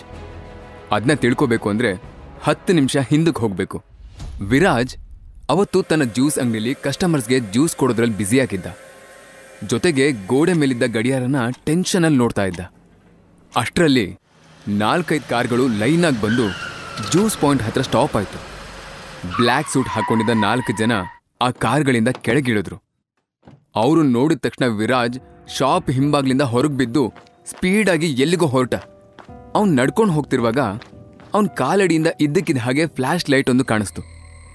ಅರೆ ಕ್ಷಣದಲ್ಲಿ ಆ ಲೈಟ್ ಭೂಮಿ ಒಳಗೆ ಹೋಗೋಕೆ ಶುರುವಾಯಿತು. ನಂತರ ಸಡನ್ ಆಗಿ ಆಕಾಶದಿಂದ ಅವನ ಮೇಲೆ ಬೆಳಕು ಬಿದ್ದು ಅದು ಸರ್ಕಲ್ ಥರ ಸುತ್ತೋಕ್ ಸ್ಟಾರ್ಟ್ ಆಯಿತು. ಬಟ್ ವಿರಾಜ್ ಮುಂದೆ ನಡ್ಕೊಂಡು ಹೋಗ್ತಾನೇ ಇದ್ದ. ಅಷ್ಟರಲ್ಲಿ ಇನ್ನೊಂದು ಕಡೆಯಿಂದ ಮತ್ತೊಂದು ಕಾರ್ ಬಂದು ಅವನಿಗೆ ಅಡ್ಡವಾಗಿ ನಿಲ್ತು. ಕಾರ್ ಒಳಗಿಂದ ಬ್ಲ್ಯಾಕ್ ಸೂಟ್ ಹಾಕೊಂಡಿದ್ದ ಒಬ್ಬ ವಯಸ್ಸಾದ ವ್ಯಕ್ತಿ ಕೆಳಗಿಳ್ದ. ಅಷ್ಟರಲ್ಲಿ ಪೊದೆಯಿಂದ ಒಂದು ನಾಗರ ಹಾವು ಸಡನ್ನಾಗಿ ಹೊರಗೆ ಬಂದು ಆ ವ್ಯಕ್ತಿಗೆ ಕಚ್ಚೋಕೆ ಬಂತು. ಆ ಮುದ್ಕ ಹಾವು ನೋಡಿ ಗಾಬರಿಯಾದ. ಇನ್ನೇನು ಆ ಹಾವು ಹತ್ರನೇ ಬಂತು ಅನ್ನುವಾಗ ವಿರಾಜೆ ಆ ಹಾವು ಮುಂದೆ ಬಂದು ನಿಂತ್ಕೊಂಡು ಅದ್ರ ಕಣ್ಣಲ್ಲಿ ಕಣ್ಣಿಟ್ಟು ನೋಡ್ದ. ತಕ್ಷಣ ಆ ಹಾವು ಹೆಡೆ ಕೆಳಗಿಳಿಸಿ ಅಲ್ಲಿಂದ ಸ್ಪೀಡಾಗಿ ವಾಪಸ್ ಹೋಯ್ತು. ವಿರಾಜ್ ಮತ್ತೆ ತನ್ನ ಪಾಡಿಗೆ ತಾನು ಮುಂದೆ ನಡ್ಕೊಂಡು ಹೊರಟ. ಆಗ ಆ ವಯಸ್ಸಾದ ವ್ಯಕ್ತಿ, ಯಾಕೆ ನಡ್ಕೊಂಡು ಹೋಗ್ತಾ ಇದ್ದೀರಾ? ಎಲ್ಲಿಗೆ ಹೋಗಬೇಕು ಅಂತ ಹೇಳಿ, ನಾವೇ ಡ್ರಾಪ್ ಮಾಡ್ತೀವಿ ಅಂತ ಹೇಳ್ದ. ನೋ ಥ್ಯಾಂಕ್ಸ್, ನನ್ನ ಪಾಡಿಗೆ ನನ್ನ ಬಿಟ್ಟರೆ ಸಾಕು ಅಂತ ಹೇಳಿ ವಿರಾಜ್ ಮುಂದೆ ಹೆಜ್ಜೆ ಹಾಕ್ತಿದ್ದ ಹಾಗೆ 2 ಕಾರ್ಗಳು ಅಡ್ಡ ಬಂದು ನಿಲ್ತು. ಆಗ ಮುದ್ಕ ಸ್ಮೈಲ್ ಮಾಡ್ತಾ, ನಿಮಗೆ ಹೋಗೋಕೆ ಅವಕಾಶ ಇಲ್ಲ ಮಿಸ್ಟರ್ ವಿರಾಜ್ ಕಶ್ಯಪ್ ಅಂತ ಹೇಳ್ದ. ಆ ಮುದ್ಕ ಹಾಗೆ ಅಂತಿದ್ದ ಹಾಗೆ ವಿರಾಜ್ ಕೋಪದಿಂದ, ನಾನು ವಿರಾಜ್ ಕಶ್ಯಪ್ ಅಲ್ಲ, ನಾನು ವಿರಾಜ್ ಅವಿನಾಶಿ. ಆ ಕಶ್ಯಪ್ ಫ್ಯಾಮಿಲಿ ಹೆಸರನ್ನ ನನ್ನ ಹೆಸರು ಜೊತೆ ಸೇರಿಸಬೇಡಿ ಅಂತ ಕೋಪದಿಂದ ಕೂಗಿ ಕಾರ್ ಮೇಲೆ ಗುದ್ದಿದ. ಆ ಫೋರ್ಸ್ಗೆ ವಿಂಡೋ ಗ್ಲಾಸ್ ಎಲ್ಲ ಪುಡಿ ಪುಡಿ ಆಗಿತ್ತು. ಮುದ್ಕ ಅವನು ಹೇಳಿದ್ದನ್ನು ಕೇಳಿ ನೀವಿಲ್ಲ ಅಂತ ಕೂಗಿ ಹೇಳಿದ ಮಾತ್ರಕ್ಕೆ ನೀವು ಕಶ್ಯಪ್ ಫ್ಯಾಮಿಲಿ ವಾರಸ್ದಾರ ಅನ್ನೋದು ಸುಳ್ಳ? ವಿರಾಜ್ ಮತ್ತೆ ಸಿಟ್ಟಿನಿಂದ, ನೋಡಿ, ನಾನು ಅವಿನಾಶಿ ಮಗ, ಅವಳೇ ನನ್ನ ಸರ್ವಸ್ವ. ನಾನಿನ್ನು ಯಾವ ಫ್ಯಾಮಿಲಿಗೂ ಸೇರಿಲ್ಲ, ಸೇರೋದು ಇಲ್ಲ. ನಿಮ್ಮನ್ನ ಯಾರು ಕಳಿಸಿದ್ರೋ ಅವ್ರಿಗೆ ನನ್ನ ದಾರಿಗೆ ಅಡ್ಡ ಬರ್ದಿದ್ರೆ ಒಳ್ಳೇದು ಅಂತ ಹೇಳ್ಬಿಡಿ ಅಂತ ಹೇಳ್ತಾ ಅವನ್ ಮುಂದೆ ಹೆಜ್ಜೆ ಇಡೋಕ್ ನೋಡ್ದ. ಅಷ್ಟರಲ್ಲಿ ಒಂದಷ್ಟು ಜನ ಆ ಕಾರ್ ಇಳಿದು ವಿರಾಜ್ನ ಫೋರ್ಸ್ಫುಲಿ ಒಂದು ಕಾರ್ ಒಳಗೆ ತುಂಬಿದ್ರು. ಆದ್ರೆ ಅವನಿಗೆ ಅದರಿಂದ ಯಾವುದೇ ರೀತಿಯ ಭಯ ಆಗ್ಲಿ ಟೆನ್ಷನ್ ಆಗ್ಲಿಲ್ಲ. ಅವನು, ನೀವು ನನ್ನನ್ನ ಫೋರ್ಸ್ಫುಲಿ ಕಾರ್ ಹತ್ತಿದ ತಕ್ಷಣ ನಾನು ಅಲ್ಲಿಗೆ ಬಂದ್ಬಿಡ್ತೀನಿ ಅಂತ ಅನ್ಕೊಂಡಿದ್ದೀರಾ? ನಿಮ್ ಟೈಮ್ನ ವೇಸ್ಟ್ ಮಾಡಬೇಡಿ, ಸುಮ್ಮನೆ ನನ್ನನ್ನ ನನ್ನ ಪಾಡಕ್ಕೆ ಹೋಗೋಕ್ ಬಿಡಿ ಅಂತ ಹೇಳ್ದ. ಅದನ್ನ ಕೇಳಿ ಆ ಮುದ್ಕ ನಗ್ತಾ, ಕೋಪದಲ್ಲೂ, ನೀವು ನಂಗೆ ನಿಮ್ ತಂದೆನ ನೆನಪಿಸ್ತಿದ್ದೀರಾ, ನೀವು ಬರೋದನ್ನೇ ಎದುರು ನೋಡ್ತಾ ಅಲ್ಲೊಂದು ಕುಟುಂಬ ಕಾಯ್ತಾ ಇದೆ ಅಂತ ಸಾಫ್ಟಾಗಿ ಹೇಳ್ದ. ವಿರಾಜನಿಗೆ ಈಗ ಮತ್ತೆ ಸಿಟ್ಟು ಬಂತು. ನಿಮಗ್ ನಾನು ಆಗ್ಲೇ ಹೇಳ್ದೆ ತಾನೆ, ನನ್ನನ್ನ ಆ ಮನೆಯವ್ರ ಜೊತೆ ಸೇರಿಸ್ಬೇಡಿ ಅಂತ, ಸುಮ್ಮನೆ ನನಗೆ ಕೋಪ ತರಿಸ್ಬೇಡಿ ಅಂತ ಹೇಳ್ದ. ಆಗ ಮುದ್ಕ ವಿರಾಜ್ನ ನೋಡ್ತಾ, ಬೇಡ ಅಂತ ಹೇಳಿ ಹೋಗೋಕೆ ನೀವು ಮಾಮೂಲಿ ವ್ಯಕ್ತಿ ಅಲ್ಲ, ಕಶ್ಯಪ ವಂಶದ ಏಕೈಕ ವಾರಸ್ದಾರ. ಆ ವಂಶದ ರಕ್ತ ನಿಮ್ಮ ನರ ನಾಡಿಗಳಲ್ಲಿ ಹರಿತಾ ಇದೆ. ನಿಮ್ಮ ತಾತ ನೋಡಿದ್ರೆ ನೀವು ಬರೋ ದಾರಿನೇ ಕಾಯ್ತಾ ಇದ್ದಾರೆ. ಅವ್ರ ಆರೋಗ್ಯನೂ ಸರಿ ಇಲ್ಲ, ದಯವಿಟ್ಟು ಅರ್ಥ ಮಾಡ್ಕೊಳ್ಳಿ, ಮನೆಗೆ ಬನ್ನಿ ಅಂತ ಹೇಳ್ದ. ಆದ್ರೆ ವಿರಾಜ್ ಇಲ್ಲ ಅನ್ನೋ ರೀತಿ ತಲೆ ಆಡಿಸ್ದ. ಅವ್ರು ಯಾವತ್ತು ನನ್ನನ್ನ, ನನ್ನ ತಾಯಿನ ಆ ಕುಟುಂಬದಿಂದ ಹೊರಗೆ ಹಾಕಿದ್ರೋ ಅವತ್ತೇ ನಾವು ಅವ್ರ ಜೊತೆಗೆ ಎಲ್ಲ ಸಂಬಂಧಕ್ಕೂ ಎಳ್ಳು ನೀರು ಬಿಟ್ಟಿದೀವಿ ಅಂತ ಹುಬ್ ಗಂಟಿಕೊಂಡು ಹೇಳ್ದ. ಅದನ್ನ ಕೇಳಿ ತಕ್ಷಣ ಆ ಮುದ್ಕ, ನಿಮ್ಮನ್ನು ಓಡಿಸೋ ಉದ್ದೇಶ ಯಾರಿಗೂ ಇರಲಿಲ್ಲ, ಅದು ನಿಮ್ಗೂ ಗೊತ್ತಲ್ವಾ ಅಂತ ಹೇಳ್ದ. ಮುದ್ಕ ಹೇಳಿದ್ ಕೇಳಿ ವಿರಾಜ್ ಕೋಪದಿಂದ, 15 ವರ್ಷಗಳ ಹಿಂದೆ ನಡೆದ ಆ ಘಟನೆನ ನಾನು ಇನ್ನೂ ಮರ್ತಿಲ್ಲ. ಇವತ್ತು ಇಷ್ಟು ಪ್ರೀತಿ ತೋರಿಸ್ತಾ ಇರೋ ಆ ದೊಡ್ಡ ಮನುಷ್ಯ ಅವತ್ತು ಯಾಕೆ ಅಮ್ಮನ ಅವಮಾನ ಮಾಡಿ ಬಾಯಿಗೆ ಬಂದ ಹಾಗೆ ಬೈದು ಹೊರಗೆ ಹಾಕಿದ್ರು? ಅವ್ರ ಮಗನ್ ತಪ್ಪಿದ್ರು ನಮ್ಗೆ ಯಾಕೆ ಶಿಕ್ಷೆ ಕೊಟ್ರು? ನೋಡಿ, ಅವತ್ ಅಮ್ಮಂಗ್ ಮಾಡಿದ ಅವಮಾನನ ನೀವೆಲ್ಲ ಮರಿಬೋದು, ಆದ್ರೆ ನಾನು ಮರ್ತಿಲ್ಲ. ಅಮ್ಮನ್ಗೆ ಡಿವೋರ್ಸ್ ಕೊಟ್ಟು ದಿನದಿಂದಲೇ ನನ್ಗೂ ಆ ಮನೆಗೂ ಇದ್ದ ಸಂಬಂಧ ಕಡ್ದು ಹೋಯ್ತು ಅಂತ ಹೇಳ್ದ. ಅಂದ್ರೆ ನೀವ್ ಹೇಳೋ ಪ್ರಕಾರ ಅವತ್ತಿನ ದಿನ ಆದ ಅವಮಾನನ ನೀವು ಮರೆಯೋಕ್ಕಾಗಲ್ಲ, ಅದಕ್ಕೆ ಕಶ್ಯಪ್ ಕುಟುಂಬದ ಜೊತೆ ಎಲ್ಲ ಸಂಬಂಧಕ್ಕೂ ಅಂತ್ಯ ಹಾಡಿದ್ದೀರಾ ಅಂತ ಅಲ್ವಾ? ಆದ್ರೆ ಪ್ರತಿದಿನ ಪ್ರತಿ ಕ್ಷಣನೂ ನಿಮ್ಗೆ ಅವಮಾನ ಮಾಡ್ತಿರೋ ಆ ರಾವ್ ಫ್ಯಾಮಿಲಿನ ಯಾಕೆ ಸಹಿಸ್ಕೊಂಡು ಮೌನವಾಗಿದ್ದೀರಾ? ಯಾಕಿನ್ನೂ ಆ ಮನೆಯ ಅಳಿಯನಾಗ ಅಲ್ಲೇ ಇದ್ದೀರಾ ಅಂತ ಮುದ್ಕ ಬೇಜಾರಲ್ಲಿ ಕೇಳ್ದ. ವಿರಾಜ್ ಏನೂ ರಿಯಾಕ್ಟ್ ಮಾಡ್ದೆ, ನನ್ನ ಪರ್ಸನಲ್ ವಿಚಾರದಲ್ಲಿ ಯಾರೂ ಮೂಗ್ ತೋರಿಸೋ ಅವಶ್ಯಕತೆ ಇಲ್ಲ ಅಂತ ಹೇಳಿ ಕಾರಿಂದ ಇಳಿದು ಅಲ್ಲೇ ದಾರಿಲ್ ಸಿಕ್ಕ ಆಟೋ ಹತ್ತಿ ಹೊರಟು ಹೋದ. ಸ್ವಲ್ಪ ವರ್ಷಗಳ ಹಿಂದೆ ವಿರಾಜ್ 10 ವರ್ಷದವನು ಇದ್ದಾಗ ಅವನಪ್ಪ ರಘುನಾಥ್ ಕಶ್ಯಪ್ ಲೈಫಲ್ಲಿ ಒಬ್ಬ ಹೆಣ್ಣಿನ ಪ್ರವೇಶ ಆಯಿತು. ಈ ವಿಚಾರ ವಿರಾಜ್ನ ತಾಯಿ ಅವಿನಾಶಿಗೆ ತಿಳಿಯೋಕೆ ತುಂಬ ದಿನ ಬೇಕಾಗ್ಲಿಲ್ಲ. ಅವಳು ರಘುನಾಥ್ ವಿರುದ್ಧ ತಿರುಗ್ಬಿದ್ಲು. ಅವ್ರ ಮಧ್ಯೆ ದೊಡ್ಡ ಜಗಳನೇ ಆಯ್ತು. ರಘುನಾಥ್ ಮನೆ ಬಿಟ್ಟು ಹೋಗು ಅಂತ ಹೇಳ್ದ. ಅವಿನಾಶಿ ವಿರಾಜ್ನ ಕರ್ಕೊಂಡು ಮನೆ ಬಿಟ್ಟು ಬಂದ್ಬಿಟ್ಲು. ಸ್ವಲ್ಪ ದಿನದಲ್ಲೇ ಡಿವೋರ್ಸು ಸಿಕ್ತು. ತನ್ನ ತಾಯಿನ ಅವಮಾನ ಮಾಡಿರೋ ಆ ಕುಟುಂಬ ಮತ್ತೆ ಆ ಕುಟುಂಬದಿಂದ ಸಿಗೋ ಯಾವ ಆಸ್ತಿನೂ ಬೇಡ ಅಂತ ವಿರಾಜ್ ಆ ವಯಸ್ಸಲ್ಲೇ ತೀರ್ಮಾನ ಮಾಡಿದ್ದ. ಚಿಕ್ಕ ವಯಸ್ಸಲ್ಲೇ ತಂದೆ ಮೇಲೆ ಹುಟ್ಟಿದ್ದ ದ್ವೇಷ ಅಸೂಯೆಯಿಂದ ಅವನು ತನ್ನ ಹೆಸರಿನ ಜೊತೆ ಇದ್ದ ತಂದೆಯ ಹೆಸರನ್ನು ತೆಗೆದು ತನ್ನ ತಾಯಿ ಅವಿನಾಶಿ ಹೆಸರನ್ನ ಸೇರಿಸ್ಕೊಂಡು ವಿರಾಜ್ ಅವಿನಾಶಿ ಆದ. 3 ವರ್ಷಗಳ ಹಿಂದೆ ಅನಾರೋಗ್ಯದಿಂದ ಅವಿನಾಶಿ ಸತ್ತೋಗಿದ್ಲು. ಆಗ್ಲೂ ವಿರಾಜ್ ಒಬ್ನೇ ಎಲ್ಲಾನು ನೋಡ್ಕೊಳ್ತಿದ್ನೆ ಹೊರತು ಯಾರ ಸಹಾಯನೂ ಕೇಳಲಿಲ್ಲ. ಅದಾದ್ಮೇಲೆ famous jewellery business Mann Radhakrishna Rao ಅವರು ವಿರಾಜ್ನಲ್ಲಿ ಏನ್ ಕಂಡ್ರೋ ಗೊತ್ತಿಲ್ಲ, ತನ್ನ ಮೊಮ್ಮಗಳು ಸುರಭಿನ ವಿರಾಜ್ಗೆ ಕೊಟ್ಟು ಮದುವೆ ಮಾಡಿದ್ರು. ಸುರಭಿಗೆ ಈ ಮದುವೆ ಇಷ್ಟ ಇರಲಿಲ್ಲ, ಆದರೆ ತನ್ನ ತಾತನ ಮಾತಿಗೆ ಬೆಲೆ ಕೊಟ್ಟು ಮದುವೆ ಆಗಿದ್ಲು. ವಿರಾಜ್ಗೆ ಈಗ ಇದೆಲ್ಲ ನೆನೆಸ್ಕೊಂಡು ಕಣ್ಣಿಂದ ನೀರಿಡಿಯೋಕೆ ಸ್ಟಾರ್ಟ್ ಆಯಿತು. ಅಷ್ಟರಲ್ಲಿ ಅವನು ಇಳಿಬೇಕಾದ ಜಾಗ ಬಂತು. ಆಟೋದಿಂದ ಇಳ್ದ. ಅವನೀಗ ಒಂದು ರೆಸಾರ್ಟ್ ಮುಂದೆ ನಿಂತಿದ್ದ. ಸುರಭಿ ಕೂಡ ಆಲ್ರೆಡಿ ಆ ಫಂಕ್ಷನ್ಗೆ ಬಂದಿದ್ಲು. ವಿರಾಜ್ ಒಳಗೆ ಹೋಗಿ ಸುರಭಿ ಪಕ್ಕ ಕೂತ್ಕೊಂಡ. ಬಟ್ ವಿರಾಜ್ಗೋಸ್ಕರ ಆಗ್ಲಿಂದನೂ ವೇಟ್ ಮಾಡಿ ಮಾಡಿ ಅವಳಿಗೆ ಸಿಟ್ಟು ಬಂದಿತ್ತು. ನನ್ನ ಮೇಲೆ ಕೋಪ ಮಾಡ್ಕೊಂಡಿದ್ಯಾ ಅಂತ ವಿರಾಜ್ ಪ್ರೀತಿಯಿಂದ ಕೇಳ್ದ. ಆಗ ಅವಳು ಅದೇ ಸಿಟ್ಟಿನಿಂದ, ಅಪ್ಪನ ಬಿಸ್ನೆಸ್ಗೆ ಹೆಲ್ಪ್ ಕೇಳೋದಕ್ಕೆ ಸಂಯುಕ್ತ ಹತ್ರ ಮಾತಾಡಬೇಕು ಅಂತ ಹೇಳಿದ್ದೆ ತಾನೆ, ನೀನು ನೋಡಿದ್ರೆ ಇಷ್ಟೊತ್ತು ಮೇಲೆ ಬಂದಿದ್ಯಾ ಅಂತ ಕೇಳಿದ್ಲು. ಸಾರಿ ಸುರಭಿ, ಬೇರೆ ಕೆಲಸ ಇತ್ತು ಅಂತ ಹೇಳಿ ಅವಳನ್ನ ಸಮಾಧಾನ ಮಾಡ್ದ. ಸ್ವಲ್ಪ ಹೊತ್ತಿನ ನಂತರ ರೆಸಾರ್ಟ್ ಎಂಟ್ರೆನ್ಸ್ ಡೋರ್ ಒಳಗಿಂದ ಫಾಸ್ಟಾಗಿ ಒಂದು ಕಾರ್ ಬಂತು. ಆ ಕಾರ್ ಒಳಗಿದ್ದ ವ್ಯಕ್ತಿ ಸ್ಟೈಲಾಗಿ ನಡ್ಕೊಂಡು ಸುರಭಿ ಹತ್ರನೇ ಬಂದ. ಒಂದು ಸಲ ವಿರಾಜ್ನ ಕೆಕ್ಕರಿಸ್ಕೊಂಡು ನೋಡಿ ಆಮೇಲೆ, ಹಾಯ್ ಸುರಭಿ, ನೀನು ಈ ರೀತಿ ಯೂಸ್ಲೆಸ್ ವ್ಯಕ್ತಿಗಳ ಜೊತೆ ಮಾತಾಡ್ತಾ ಟೈಮ್ ವೇಸ್ಟ್ ಮಾಡ್ತಿದ್ರೆ ಫ್ಯಾಮಿಲಿ ಇಮೇಜ್ ಏನಾಗಬೇಡ ಅಂದ.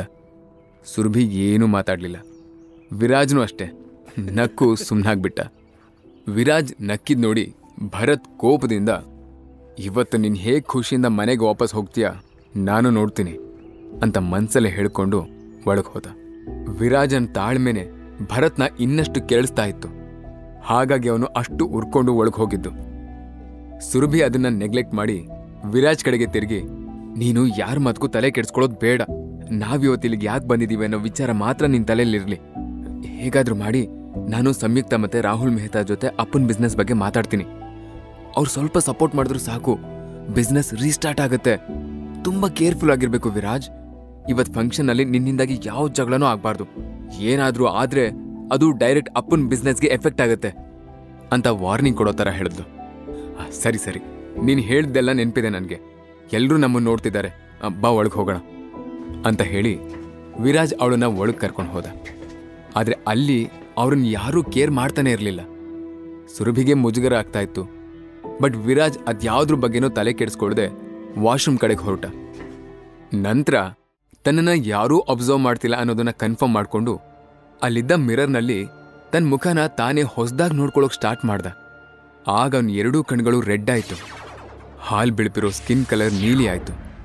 ಕೈ ಕಾಲಿನ ಬೆರಳು ಕೊಕ್ಕೆ ಥರ ಬೆಂಡಾಯಿತು.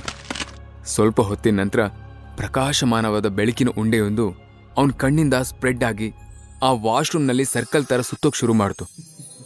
ವಿರಾಜ್ ಮಿರರ್ನಲ್ಲೇ ಆ ಬೆಳಕಿನ ಉಂಡೆನ ನೋಡ್ತಾ ಗಹಗಹಿಸಿ ನಗೋಕ್ ಸ್ಟಾರ್ಟ್ ಮಾಡ್ದ. ಅಷ್ಟರಲ್ಲಿ ವಾಶ್ರೂಮ್ ಡೋರ್ ಓಪನ್ ಆಗಿದ್ದ ಸೌಂಡ್ ಕೇಳಿಸ್ತು. ತಕ್ಷಣ ಆ ಬೆಳಕಿನ ಉಂಡೆ ಮತ್ತೆ ವಿರಾಜ್ನ ಕಣ್ ಸೇರ್ಕೊಂತು. ಅವನು ಹಾಗೆ ಕಣ್ ಕ್ಲೋಸ್ ಮಾಡಿ ಮಣಮಣ ಅಂತ ಯಾವುದೋ ಮಂತ್ರ ಹೇಳ್ದ. ನಿಧಾನಕ್ಕೆ ಅವನ ಬಾಡಿ ಮೊದಲಿನ ಆಕಾರಕ್ಕೆ ಹಿಂತಿರುಗ್ತು. ಆಮೇಲೆ ಅವನು ಇಲ್ಲಿ ಏನೂ ಆಗೇ ಇಲ್ಲ ಅನ್ನೋ ಥರ ಶರ್ಟ್ ಕೊಡುಕೊಂಡು ಅಲ್ಲಿಂದ ಹೋಗಿ ಸುರಭಿ ಪಕ್ಕದಲ್ಲಿ ಕೂತ್ಕೊಂಡ. 5 ನಿಮಿಷದ ನಂತರ ಮತ್ತೆ ಭರತ್ ಅಲ್ಲಿಗೆ ಬಂದ. ಸುರಭಿ ಕೈಯಲ್ಲಿರೋ ಗಿಫ್ಟ್ ನೋಡಿ, ನೀನು ಕೂಡ ಗಿಫ್ಟ್ ತಗೊಂಡು ಬಂದಿದ್ಯಾ ಅಂತ ಸರ್ಕಾಸ್ಟಿಕ್ ಆಗಿ ಸ್ಮೈಲ್ ಮಾಡ್ತಾ ಹೇಳ್ದ. ಬಟ್ ಸುರಭಿ ಮಾತಾಡ್ಲಿಲ್ಲ. ನೀನ್ ಏನ್ ಗಿಫ್ಟ್ ತಂದಿದ್ಯಾ ಅಂತ ನಾನು ನೋಡ್ಬೇಕು, ಕೊಡು ಅದನ್ನ ಅಂತ ಹೇಳ್ತಾ ಅವಳ ಕೈಯಲ್ಲಿದ್ದ ಗಿಫ್ಟ್ನ ಕಿತ್ಕೊಳ್ಳೋಕೆ ನೋಡ್ದ. ಆದ್ರೆ ಸುರಭಿ ಕೊಡ್ಲಿಲ್ಲ. ಆಗ ಭರತ್ ವ್ಯಂಗ್ಯವಾಗಿ ನಗಾಡ್ತಾ, ಆ ಬಾಕ್ಸ್ ನೋಡ್ತಿದ್ರೆ ತುಂಬಾ ಕಾಸ್ಟ್ಲಿ ಗಿಫ್ಟ್ ಅನ್ಸ್ತಾ ಇದೆ, ಪಾಪ ನೀನ್ ಈ ಬೆಗ್ಗರ್ ಗಂಡ ಈ ಗಿಫ್ಟ್ ತಗೊಳಕ್ಕೆ ಅಂತ ಮೇ ಬಿ 1 ತಿಂಗಳಿಂದ ಅವ್ನ ಜ್ಯೂಸ್ ಸೆಂಟರ್ನಲ್ಲಿ ಓವರ್ ಡ್ಯೂಟಿ ಮಾಡ್ತಾ ಇದ್ದ ಅನ್ಸುತ್ತೆ ಅಲ್ವಾ ಅಂತ ಕೇಳ್ದ. ಸುರಭಿಗೆ ತನ್ನ ಗಂಡಂಗೆ ಅವಮಾನ ಆಗ್ತಿರೋದನ್ನ ಸಹಿಸ್ಕೊಳಕ್ ಆಗ್ಲಿಲ್ಲ. ಭರತ್, ನೀನ್ ತುಂಬಾ ಅತಿಯಾಗಿ ಮಾತಾಡ್ತಾ ಇದ್ಯಾ, ಪ್ಲೀಸ್ ಸ್ಟಾಪ್ ಇಟ್ ಅಂತ ಹೇಳಿದ್ಲು. ಯಾಕೆ ಸುರಭಿ ಇಷ್ಟೊಂದು ಕೋಪ ಮಾಡ್ಕೋತಾ ಇದ್ಯಾ? ಇವನ್ ಜೊತೆ ಇದ್ರೆ ನಿನ್ ಲೈಫ್ ಲಾಂಗ್ ಹೀಗೆ ಕೊರಗ್ತಾನೆ ಇರ್ಬೇಕಾಗತ್ತೆ. ನಾವೆಲ್ಲ ಒಂದೇ ಕುಟುಂಬದವರು, ಆದ್ರೆ ನಮ್ಮ ಲೈಫಿಗೂ ನಿನ್ ಲೈಫ್ಗೂ ತುಂಬಾನೇ ಡಿಫ್ರೆನ್ಸ್ ಇದೆ.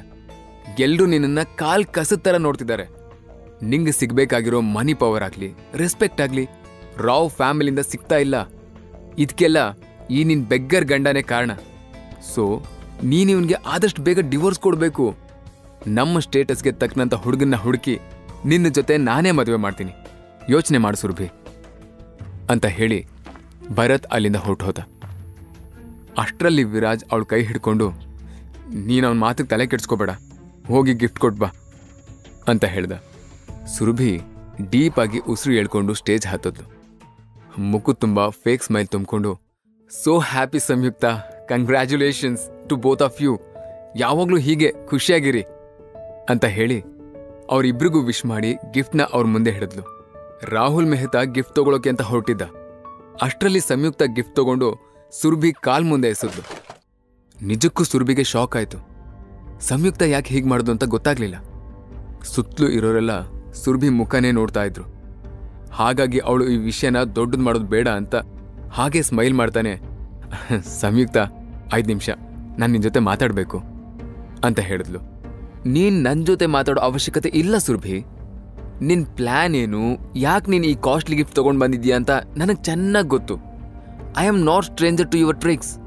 ಲುಕ್, ನನ್ಗಾಗ್ಲಿ ರಾಹುಲ್ ಅವ್ರಿಗಾಗ್ಲಿ ನಿಮ್ ಅಪ್ಪನ ಬಿಸ್ನೆಸ್ಗೆ ಹೆಲ್ಪ್ ಮಾಡೋ ಇಂಟ್ರೆಸ್ಟೇ ಇಲ್ಲ, ನೀನಿನ್ನ ಹೊರಡಬಹುದು ಅಂತ ರೂಢಾಗಿ ಹೇಳಿದ್ಲು. ಅಪ್ಪನ ಬಿಸ್ನೆಸ್ ರೀಸ್ಟಾರ್ಟ್ ಮಾಡೋಕೆ ಸುರಭಿಗಿದ್ದ ಒಂದೇ ಒಂದು ಹೋಪ್ ಅಂದ್ರೆ ಅದು ಸಂಯುಕ್ತ ಆಗಿದ್ಲು. ಈಗ ಆ ಹೋಪ್ ಕೂಡ ನೆಲ ಕಚ್ಬಿಡ್ತು. ಅಂದ ಹಾಗೆ ಸಂಯುಕ್ತ ಮತ್ತೆ ಸುರಭಿ ಕಸಿನ್ ಸಿಸ್ಟರ್ಸ್. ಇವ್ರ ತಾತ ರಾಧಾಕೃಷ್ಣರಾವ್ ಬದುಕಿದ್ದ ದಿನಗಳಲ್ಲಿ ಸುರಭಿ ರಾವ್ ಕುಟುಂಬದಲ್ಲಿ ರಾಣಿ ತರ ಇದ್ಲು. ಅವಳು ಕಾಲಲ್ಲಿ ತೋರಿಸಿದ್ದನ್ನ ಎಲ್ರೂ ತಲೆ ಮೇಲೆ ಹೊತ್ಕೊಂಡು ಮಾಡ್ತಿದ್ರು. ಸಂಯುಕ್ತ ಸುರಭಿ ಅಂತೂ ಒಂದೇ ತಾಯಿ ಹೊಟ್ಟೆಲ್ ಹುಟ್ಟಿದ ಮಕ್ಳ ತರ ಇದ್ರು. ಬಟ್ ತಾತ ಸತ್ತೋದ್ಮೇಲೆ ಎಲ್ಲ ಬದಲಾಗೋಯ್ತು. ಹಾಲು ಜೇನಿನ ತರ ಇದ್ದೋರು ಎಣ್ಣೆ ಸೀಗೆಕಾಯಿ ತರ ಆಗ್ಬಿಟ್ರು. ಈಗ ಸುರಭಿಗಿದೆಲ್ಲ ನೆನಪಾಗಿ ಕಣ್ಣಲ್ಲಿ ನೀರು ತುಂಬಿತು. ಹೆಂಡ್ತಿಗಾಗಿದ್ದ ಅವಮಾನನ ವಿರಾಜ್ಗೂ ಸಹಿಸ್ಕೊಳಕ್ ಆಗ್ತಾ ಇರ್ಲಿಲ್ಲ. ಅವನ್ ಕೈ 2 ಮುಷ್ಟಿ ಕಟ್ಟಿ ಎದ್ದು ನಿಂತ್ಕೊಂಡ. ಆದ್ರೆ ಅವನ್ ಸುತ್ತಲೂ ರಾವ್ ಫ್ಯಾಮಿಲಿ ಮೆಂಬರ್ಸ್ ಇದ್ರು. ಹಾಗಾಗಿ ಅವನ್ ತನ್ನ ಕೋಪನ ಕಂಟ್ರೋಲ್ ಮಾಡ್ಕೊಂಡು ಅಲ್ಲೇ ಕೂತ್ಕೊಂಡ. ಆಕ್ಚುಲಿ ರಾಧಾಕೃಷ್ಣರಾವ್ ಅವ್ರಿಗೆ 3 ಜನ ಗಂಡ್ಮಕ್ಳು. ರಾಜೇಂದ್ರ ರಾವ್ ಅಂದ್ರೆ ಈ ಭರತ್ ರಾವ್ ಅನ್ನೋನಪ್ಪ, ಇನ್ನೊಬ್ಬ ವಿಜೇಂದ್ರ ರಾವ್. ಇವರಿಬ್ರು ಸಿಕ್ಕಾಪಟ್ಟೆ ಚಾಲಾಕಿಗಳು. ಇನ್ ಉಳಿದಿರೋದು ಸುರಭಿ ತಂದೆ ಸುರೇಂದ್ರ ರಾವ್. ಸ್ವಭಾವತಃ ಅವರು ತುಂಬಾ ಸಾಫ್ಟ್. ಹಾಗಾಗಿ ಮನೆಯವರೆಲ್ಲ ಸೇರ್ಕೊಂಡು ಅವ್ರಿಗೆ ಮೋಸ ಮಾಡಿ ಅವ್ರ ಆಸ್ತಿನ ತಮ್ಮ ಹೆಸರಿಗೆ ಮಾಡಿಕೊಂಡು ಅವ್ರನ್ನ ಮನೆಯಿಂದ ಹೊರಗೆ ಹಾಕಿದ್ರು. ಈ ಕಡೆ ಡ್ರಿಂಕ್ಸ್ ಪಾರ್ಟಿ ಶುರುವಾಯಿತು. ರಾವ್ ಮನೆ ಅಳಿಯಂದ್ರೆಲ್ಲ ಪಾರ್ಟಿ ಎಂಜಾಯ್ ಮಾಡ್ತಾ ಇದ್ರು. ಬಟ್ ವಿರಾಜ್ ಹೋಗ್ಲಿಲ್ಲ. ಆಗ ಭರತ್ ಅವನನ್ನ ಒತ್ತಾಯ ಮಾಡಿ ಪಾರ್ಟಿ ಕರ್ಕೊಂಡು ಹೋಗಿ 1 ಗ್ಲಾಸ್ ವೈನ್ನ ಅವನ ಮುಂದೆ ಹಿಡ್ದ. ವಿರಾಜ್ ಕೂಲಾಗಿ ನೋ ಥ್ಯಾಂಕ್ಸ್, ನಾನು ಡ್ರಿಂಕ್ಸ್ ಮಾಡಲ್ಲ ಅಂತ ಹೇಳ್ದ. ಆಗ ಭರತ್ ಅವನ ಮುಖಕ್ಕೆ ಆ ವೈನ್ ಎರಚ್ಬಿಟ್ಟ. ಅಲ್ಲಿದ್ದೋರೆಲ್ಲ ವಿರಾಜ್ನ ಸ್ಥಿತಿ ನೋಡಿ ಜೋರಾಗಿ ನಗೋಕ್ ಸ್ಟಾರ್ಟ್ ಮಾಡಿದ್ರು. ಭರತ್ ಮಾಡ್ತಿರೋ ಅವಮಾನನೆಲ್ಲ ಸಹಿಸ್ಕೊಂಡು ವಿರಾಜ್ ಇಷ್ಟೊತ್ತು ಹೇಗೋ ಕೋಪನ ಕಂಟ್ರೋಲ್ ಮಾಡ್ಕೊಂಡಿದ್ದ. ಆದ್ರೆ ಈಗ ಅವನಿಂದ ಸಾಧ್ಯ ಆಗ್ಲಿಲ್ಲ. ಅವನು ಒಳಗಿರೋ ಸೂಪರ್ ಪವರ್ ಜ್ವಾಲಾಮುಖಿಯಾಗಿ ಹೊರಗೆ ಬರೋಕೆ ಶುರು ಮಾಡ್ತು. ಅವನ ಕಣ್ಣು ರೆಡ್ ಆಯ್ತು, ಸ್ಕಿನ್ ಕಲರ್ ಚೇಂಜ್ ಆಯ್ತು. ವಿರಾಜ್ ತೋಳು ಬಿಗ್ದು ಅವನು ಹಾಕೊಂಡಿದ್ದ ಶರ್ಟ್ ಹರಿಯೋಕ್ ಶುರು ಆಯ್ತು.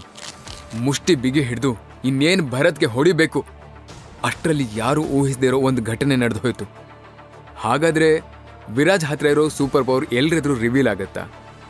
ವಿರಾಜ್ ಸುರಭಿನ ಯಾಕೆ ಮದ್ವೆ ಆದ? ಮತ್ತೆ ರಾವ್ ಫ್ಯಾಮಿಲಿಯಲ್ಲಿ ಅವಮಾನಗಳನ್ನ ಸಹಿಸ್ಕೊಂಡು ಯಾಕಿದ್ದಾನೆ? ಇಷ್ಟು ವರ್ಷದ ನಂತರ ಸಡನ್ ಆಗಿ ಕಶ್ಯಪ್ ಫ್ಯಾಮಿಲಿ ಯಾಕೆ ವಿರಾಜ್ನ ವಾಪಸ್ ಬಾ ಅಂತಿದ್ದಾರೆ? ಇನ್ನೇನು ವಿರಾಜ್ ಸೂಪರ್ ಪವರ್ ಭರತ್ನ ಅಟ್ಯಾಕ್ ಮಾಡ್ತಾ ಅನ್ನೋಷ್ಟರಲ್ಲಿ ವಿರಾಜ್ ಕಿವಿಲಿ ಸುರಭಿ ಮಾತುಗಳು ಕೇಳಿಸೋದಕ್ಕೆ ಶುರುವಾದ್ವು. ನನ್ಗೋಸ್ಕರ ಇವತ್ತೇನೇ ಆದ್ರೂ ನೀನ್ ರಿಯಾಕ್ಟ್ ಮಾಡಬಾರ್ದು ಪ್ಲೀಸ್ ವಿರಾಜ್ ಅನ್ನೋ ಮಾತು ವಿರಾಜ್ ಕೋಪನ ಕಂಟ್ರೋಲ್ ಮಾಡಿತ್ತು. ಅಂದ್ರೆ ಸುರಭಿ ಮಾತಿಗೆ ವಿರಾಜ್ನ ಸೂಪರ್ ಪವರ್ ಕಂಟ್ರೋಲ್ ಮಾಡೋ ಶಕ್ತಿ ಇದೆಯಾ? ಆಕ್ಚುಲಿ ವಿರಾಜ್ಗೂ ಇದು ಗೊತ್ತಿರಲಿಲ್ಲ. ವಿರಾಜ್ ನಿಧಾನಕ್ಕೆ ಕಣ್ಬಿಟ್ಟು ಫೇಕ್ ಸ್ಮೈಲ್ ಮಾಡ್ತಾ ಮುಖದ ಮೇಲಿರೋ ವೈನ್ನ ಒರೆಸ್ಕೊಂಡ. ಅವನು ಆ ನಗುನೆ ಭರತ್ನ ಇನ್ನಷ್ಟು ಕೇಳೋ ಹಾಗೆ ಮಾಡ್ತು. ನೀನೇನ್ ಮನುಷ್ಯನ ಅಥವಾ ಪ್ರಾಣಿನ? ನಾವಿಷ್ಟು ಅವಮಾನ ಮಾಡಿದ್ರು ಅದು ಹೇಗೆ ಹಲ್ಲಿಗಿಂಜ್ಕೊಂಡು ನಿಂತಿದ್ಯಾ? ಇವತ್ತು ನಾನು ಗೆಲ್ತೀನೋ ನೀನು ಗೆಲ್ತೀಯೋ ನೋಡೇ ಬಿಡೋಣ ಅಂತ ಭರತ್ ಮನ್ಸಲ್ಲಿ ಅನ್ಕೊಂಡು ವಿರಾಜ್ನ ಹತ್ರ ಬಂದ. ವಿರಾಜ್ಗೆ ಅವನ ಮುಖ ನೋಡೋಕ್ಕೂ ಇಷ್ಟ ಇಲ್ಲದೆ ಇರೋದ್ರಿಂದ ಅಲ್ಲಿಂದ ಹೊರಡೋಕೆ ಟ್ರೈ ಮಾಡ್ದ. ಆಗ ಭರತ್ ಇಂಟೆನ್ಷನ್ನಲ್ಲಿ ಕಾಲು ಅಡ್ಡ ಹಾಕ್ದ. ವಿರಾಜ್ ಬ್ಯಾಲೆನ್ಸ್ ತಪ್ಪಿ ವೈನ್ ಗ್ಲಾಸ್ಗಳನ್ನು ಜೋಡಿಸಿಟ್ಟಿರೋ ಟೇಬಲ್ ಮೇಲೆ ಬಿದ್ದ. ಎಲ್ಲ ಗ್ಲಾಸ್ಗಳು ಒಡೆದು ಅಲ್ಲಿ ವೈನ್ ಪ್ರವಾಹನೆ ಹರಿಯೋಕೆ ಶುರುವಾಯಿತು. ಆಗ ಭರತ್ ಜೋರಾಗಿ, ಯಾಕೋ ಹೀಗೆ ಮಾಡ್ದೆ? ಪಾರ್ಟಿ ಹಾಳು ಮಾಡಬೇಕು ಅಂತಾನೆ ನೀನು ಹೀಗೆ ಮಾಡಿದ್ದ ಅಂತ ಕಿರ್ಚಿದ. ಅವನು ಕಿರ್ಚಿದ ಕೇಳಿ ರಾಹುಲ್ ಮೆಹ್ತಾ, ಸಂಯುಕ್ತ ಕೂಡ ಅಲ್ಲಿಗೆ ಬಂದು ಏನಾಯ್ತು ಅಂತ ಕೇಳಿದ್ರು. ಅಲ್ಲಿದ್ದೋರೆಲ್ಲ ಇಷ್ಟೊತ್ತು ಭರತ್ ಮಾಡಿದ್ದನ್ನ ವಿರಾಜ್ ಮಾಡಿದ್ದು ಅನ್ನೋ ಥರ ಕತೆ ಕಟ್ಟಿ ಹೇಳಿದ್ರು. ವಿರಾಜ್ಗೆ ಮಾತಾಡೋಕ್ಕೆ ಅವಕಾಶ ಕೂಡ ಸಿಗ್ಲಿಲ್ಲ. ಅವ್ರ ಮಾತು ಕೇಳಿ ರಾಹುಲ್ ಮೆಹ್ತಾಗೆ ವಿರಾಜ್ನ ಮೇಲೆ ಕೋಪ ಬಂತು. ಈ ಕುಡುಕ್ ನನ್ನ ಮಗನ್ನ ಇನ್ವೈಟ್ ಮಾಡಿದ್ಯಾರು? ಬಂದಿರೋ ಗೆಸ್ಟ್ ಮುಂದೆ ನಮ್ಮ ಮರ್ಯಾದೆ ತೆಗಿಯೋಕೆ ಅಂತಾನೆ ಹೀಗೆ ಮಾಡಿದ್ದೀರಾ ಅಂತ ಕೂಗಾಡೋಕೆ ಸ್ಟಾರ್ಟ್ ಮಾಡ್ದ. ಆಗ ಭರತ್ ಪಾಪಚ್ಚಿ ಥರ ಮುಖ ಮಾಡ್ಕೊಂಡು, ಸಾರಿ ಇವನು ಕುಡ್ಕೊಂಡು ಬಂದಿದ್ದಾನೆ ಅಂತ ನನಗೂ ಗೊತ್ತಿರಲಿಲ್ಲ ಭಾವ. ನಮ್ಮ ಮನೆ ಅಳಿಯ ಅಂತ ಒಳಗೆ ಬಿಟ್ಕೊಂಡ್ವಿ, ದಯವಿಟ್ಟು ಕ್ಷಮಿಸ್ಬಿಡಿ ಅಂತ ಹೇಳ್ದ. ಹಾಗೆ ವಿರಾಜ್ನ ಹತ್ರ, ಏನು ಮುಖ ನೋಡ್ತಾ ಇದ್ಯಾ? ರಾಹುಲ್ ಮೆಹ್ತಾ ಕಾಲಿಗೆ ಬಿದ್ದು ಸಾರಿ ಕೇಳು, ನಿನ್ನಿಂದಾಗಿ ಇವತ್ತು ರಾವ್ ಫ್ಯಾಮಿಲಿ ಮರ್ಯಾದೆ ಎಲ್ಲ ಹಾಳಾಯ್ತು ಅಂತ ಹೇಳ್ದ.